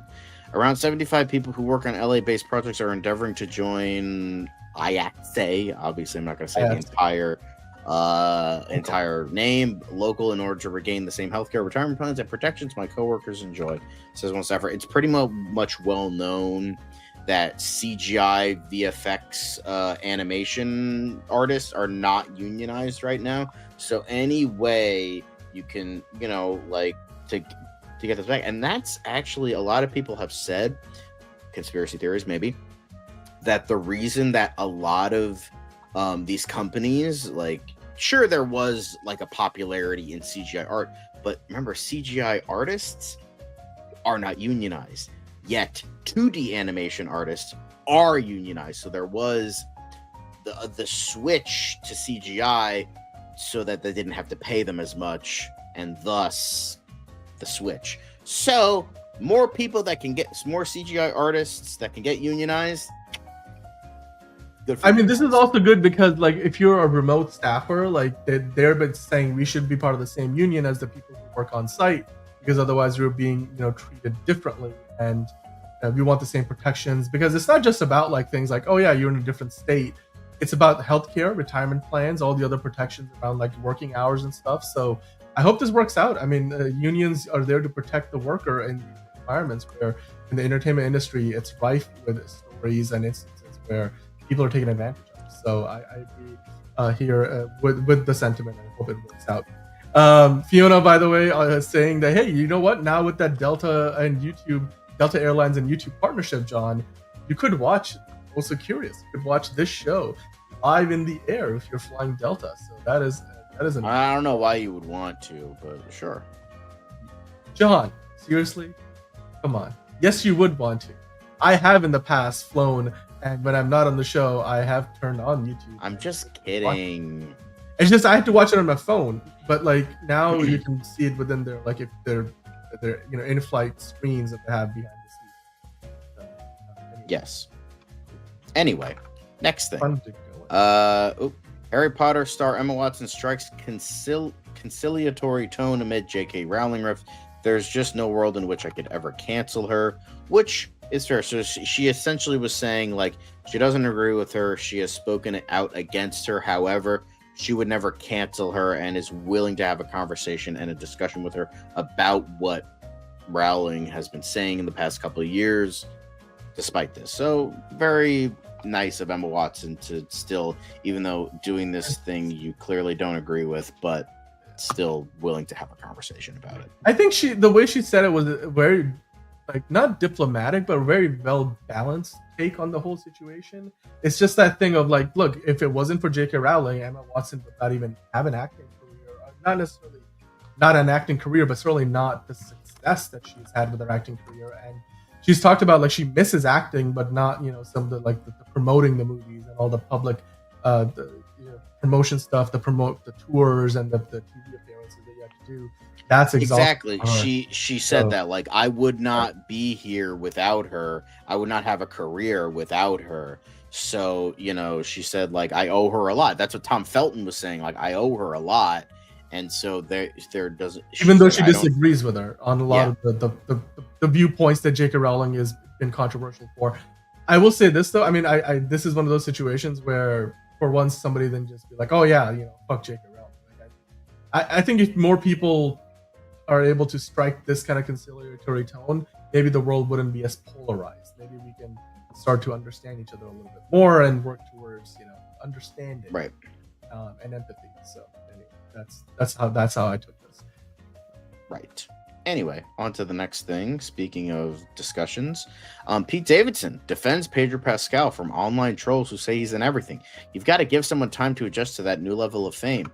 So, broken clock, ladies and gents, broken clock, because Pete Davidson kind of sucks, but he's definitely right about this. I think people need to calm the fuck down about Pedro Pascal.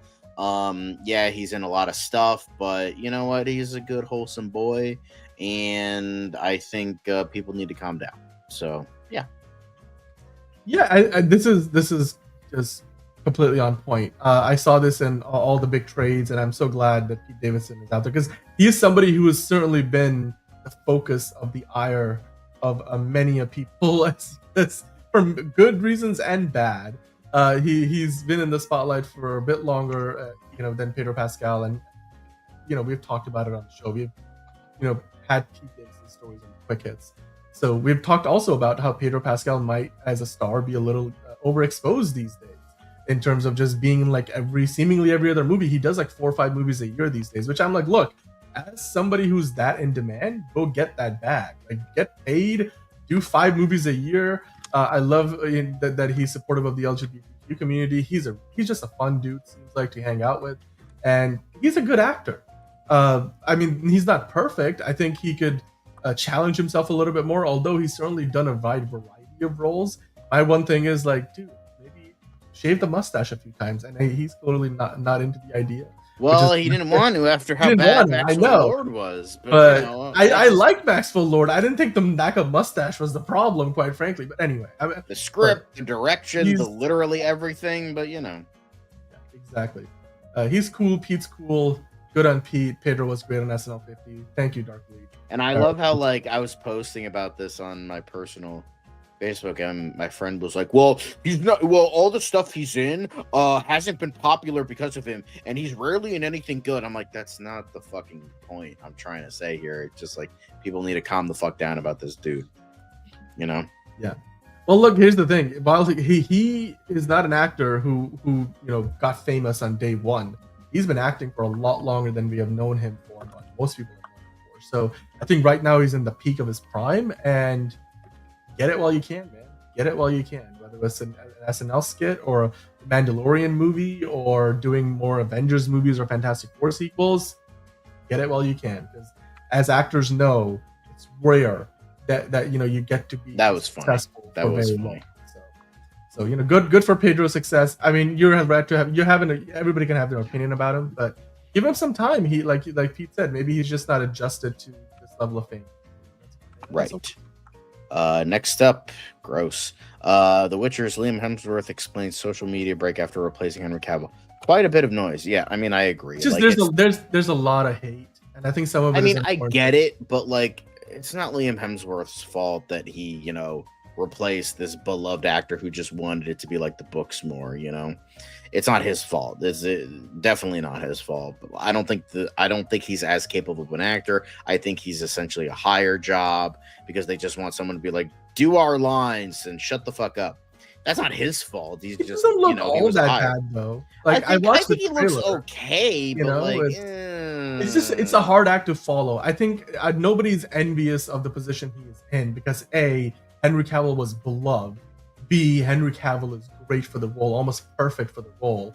And C, Henry Cavill's physique is also, something hard to replicate by most of them. So actors, even Liam Hemsworth. And so no matter who came into this position, unless there was somebody who was already really beloved and people just, they had like a cult following of their own, this was never going to work out. So he knew going into this was going to be tough. And I'm glad that he's staying away from social media because, yeah, there's a lot of noise. And not only did he talk about this, the showrunner addressed this. And no matter what you think about the show and the recasting and the take that the showrunners have on the IP, I just think, social media could be wrong. We all know that. And I'm glad that Liam Hemsworth is taking a break. So he doesn't, he can focus on the work. It's kind of like the Daniel Craig talked about, like the absolute bashing against him before social media was even a thing when he was first cast as Bond. Like he stayed up all night. Oh my God, there's a blonde Bond. Yeah. Yeah, but it wasn't until he rose out of the water on the beaches. I forget what country they were in that speedo. Then everybody, all of a sudden, completely flipped the narrative, and the rest is history. So I'm sure I'm not saying that's going to happen with Liam Hemsworth. It sucked since season 2, even before Henry Cavill left. Yeah, so. Exactly. There you go. Well, anyway, good for Liam. But Lucy Liu to star in a new Peacock crime drama series, Super Fakes, from Alice Zhu. Looks interesting. Peacock has a few good crime dramas, mostly British ones that are underrated, but like Vigil and stuff. But I'm interested in this. Lucy Liu is still doing good work.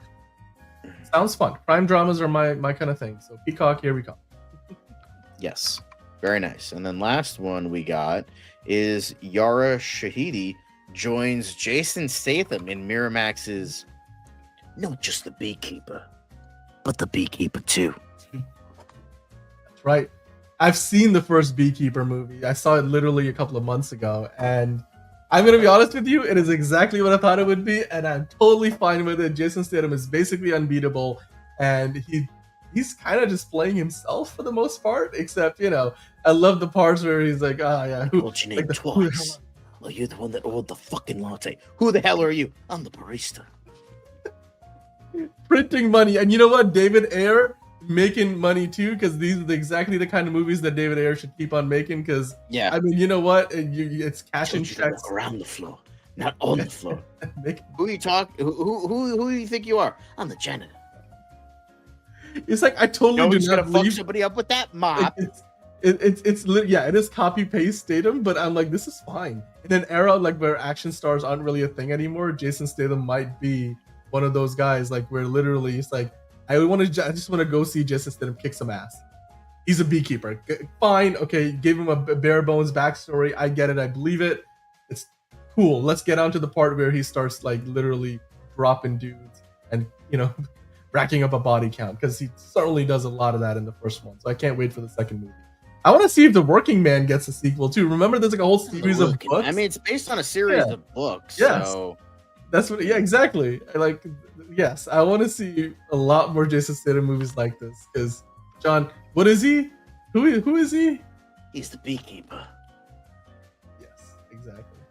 And he's gonna be in the beekeeper. You gotta. There you go. Thank you. Yes. All right. Liquid Gold. Exactly. That's what it's gonna be. Liquid Gold, 110%. Let's keep on going. Is that it? No, that's it. That's it. That's the last. The end of the high. That's the last quick hit. Yay! Yeah. Let's get that fucking music out of here. Yeah. Thank you for watching the news, guys. The quick hits, the MCU Weekly. Of course, we did MovieTalk Madness. There's a third Avatar movie trailer out. We get a hot take debate. So much fun. But you know what, John? Now comes the best part. Even though we did talk about Peacemaker earlier, we have a little bit more coming from DC. So let's talk about that, shall we? Yash is just getting here. Hello, Yash. Well, you are here just in time, because it's time. John, it's time. DC time. Hit that intro. Hang on. I gotta come up with the perfect moment. And it's another project that's been blessed from the beginning. There's the shot right there. That. Okay, we don't need to see right there. Hey, buddy, eyes up here. Now you want to get nuts? Let's get nuts. Here we go. Victory mine. Ask me how am I doing? I'm telling you, really, I'm doing sublime. I never wait in the stewardess line. I just go do it. I'm moving my time. Really had nothing to do with it. How am I moving? I'm moving like you want to shine. Follow my lead. Don't listen to lies. I had to put me all in the line. That's why I know that victory's mine. I prefer Jared Leto. Hunka.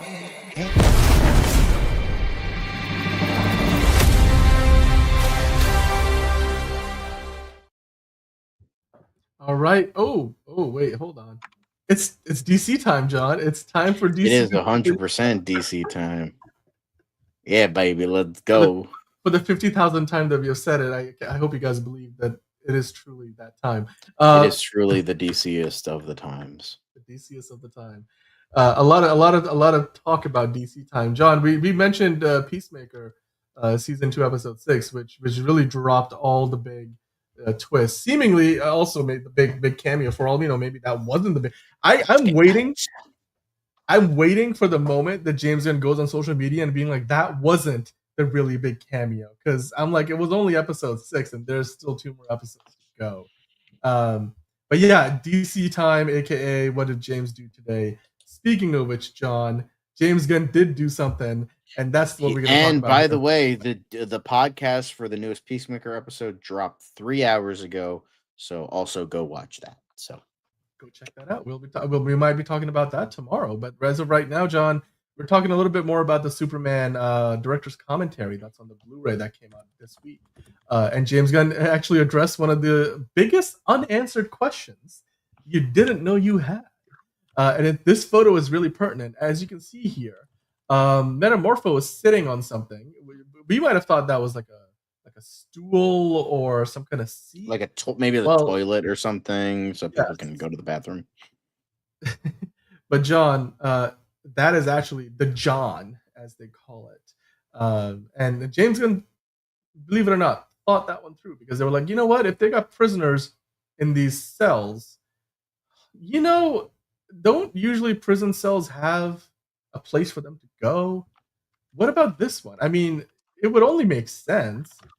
So you guys are mentioning all your cameo ideas. All right. But hey, this is what James Gunn said about the idea of, is there a toilet? Is there a place for them to go, number 1 or number 2? Is there a place literally? For them to do? Holy shit. In Lex Luthor's prison. This is what James Gunn had to say. Oh, hey, Hugo. Hello. Maybe we'll get some beard stroking later for you from John. But this is what James Gunn was saying. No privacy. Those things in the back left corners of each cell are toilets.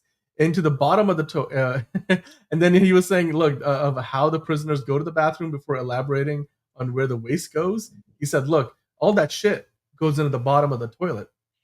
And there are slots where the waste can be removed, likely by Mr. Handsome, and probably not often. You might think we don't think about this stuff, but we really do. So, John, that leads me to believe that there's a lot more of a stench probably in that prison cell than maybe what we're led to believe. Like, there's a Wonka vision. We can't really smell what's going on unless you go to maybe it's one of you guys saw it in 4DX. I gotta ask, motherfucker, who is asking these guys? Why are you asking this? Why are you asking this? Who gives a fuck? Who cares? Mr. Brooks' commentary, he's probably just rambling at parts of the movie. Like, he's I gonna guess basically it's like, talk for 2 like, hours. bro. So, although to be fair, James Gunn did reveal in the last podcast episode that he does not get a lot of sleep, and there's a reason for it, because he said during Guardians 3 he was on Ambien, and he's like, it fucked me up. That really, in combination with that, getting fired, all this other stuff, that really fucked me up. So he doesn't want to take a medication for it. But he said, he's like, I average about like hour and a half, 2 hours a night. And he's like, I'm okay with that. That's cool with me. So we know that James Gunn does not get a lot of sleep. Literally. So the man is just up, wow, like texting and shit on fucking threads. So by the way, Hugo Millie calling it not Peacemaker, but Peakmaker.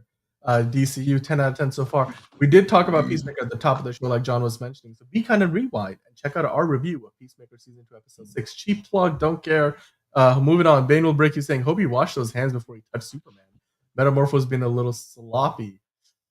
Yeah, that's the thing. I mean, James Gunn thought of a lot of things, but I'm like, I didn't see any rolls of toilet paper there. I didn't see any place for you to wash your hands.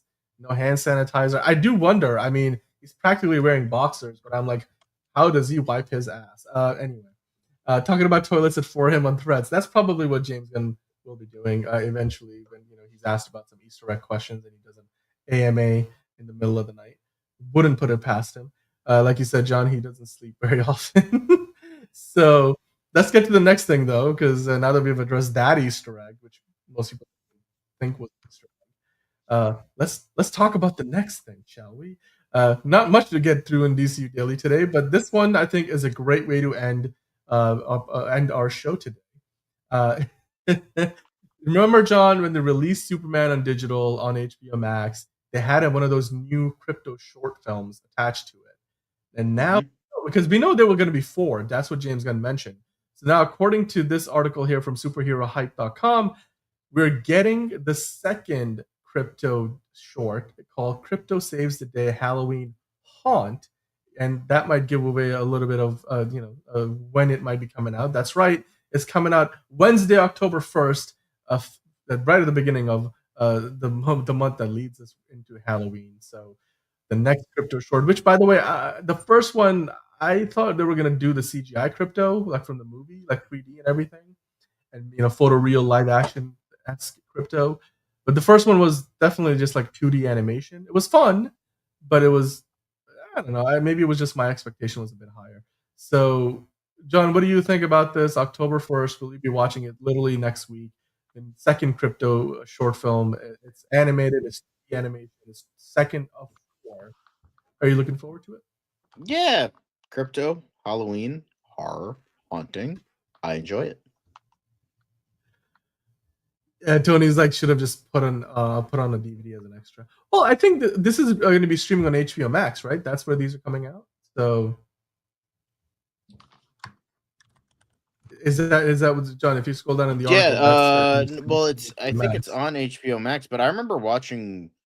Yes, it is on HBO. I remember watching mine on YouTube, so maybe.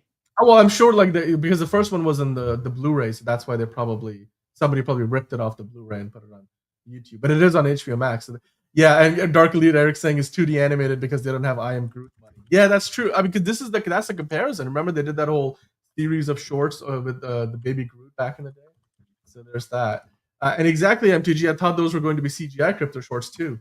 And that was my disappointment. I mean, James Gunn never said that, but I think that was at least somewhat implied because that was the only version of crypto we got in Superman or anything associated with the Superman marketing. So, yeah, exactly. I thought they were going to be like Groot shorts. Guys, go tell James Gunn about that. We're disappointed. We want that's not our crypto. Hashtag that's not our crypto. We want the real crypto. Dark Lead Eric saw it on YouTube. I'm Groot looked great, and sometimes Rocket would pop. Exactly. Rocket would pop up. James Gunn, what are you doing, man? But hey, you know what? Here's the thing. This is not the one with the Ace and the other Super Pets, Tony. That was the DC League of Super Pets.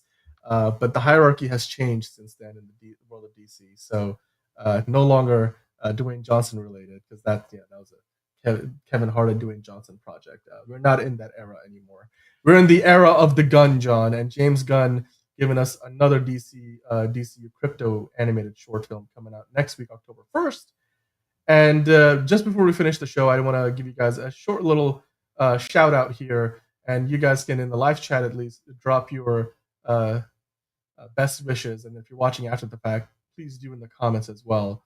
You guys have seen every once in a while we have a cute corgi. Goes by the name of Zelda. We're looking forward to going to see The Legend of Zelda in a couple of years. She hasn't been doing very well, so do send your best wishes over to Zelda, because we hope that she is feeling better soon.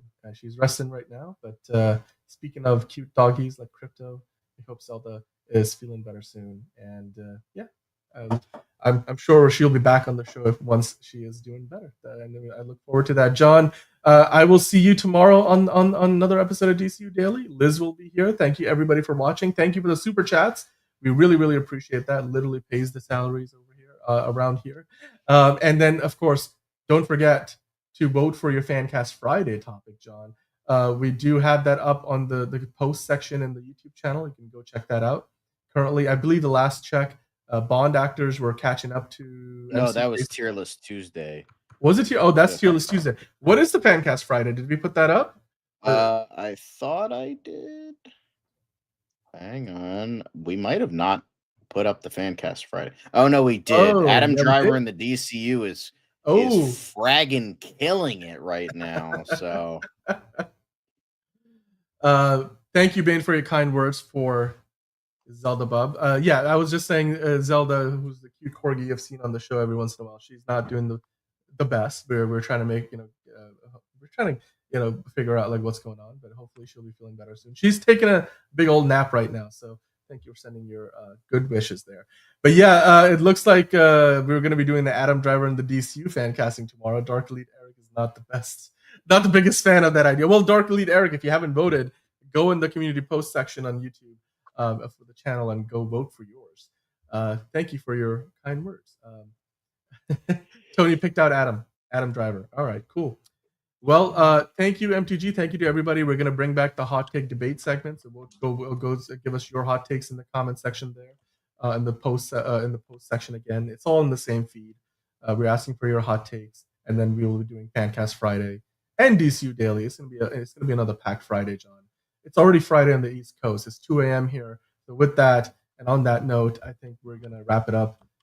Don't forget to hit the like button. Hit subscribe if you're new. We do see new names in the chat every day. And of course, hit the notification bell so you know when we go live. With that, and John, I believe we like to end on a blessed note here on DCU Daily. So let's hit that and get the hell out of here. Peace out, sauerkraut. It's another project that's been blessed from the beginning. There's the shot right there. That. Okay, we don't need to see right there. Hey, buddy. Eyes up here. Now you want to get nuts? Let's get nuts. Here we go. Victory mine. Ask me how am I doing? I'm telling you really I'm doing sublime. I never wait in a stewardess line. I just go do it. I'm moving my time. Really had nothing to do with it. How am I moving? I'm moving like you want to shine. Follow my lead. Don't listen to lies. I had to put me all in the line. That's why I know that victory's mine. I prefer Jared Leto. Hunka hunka.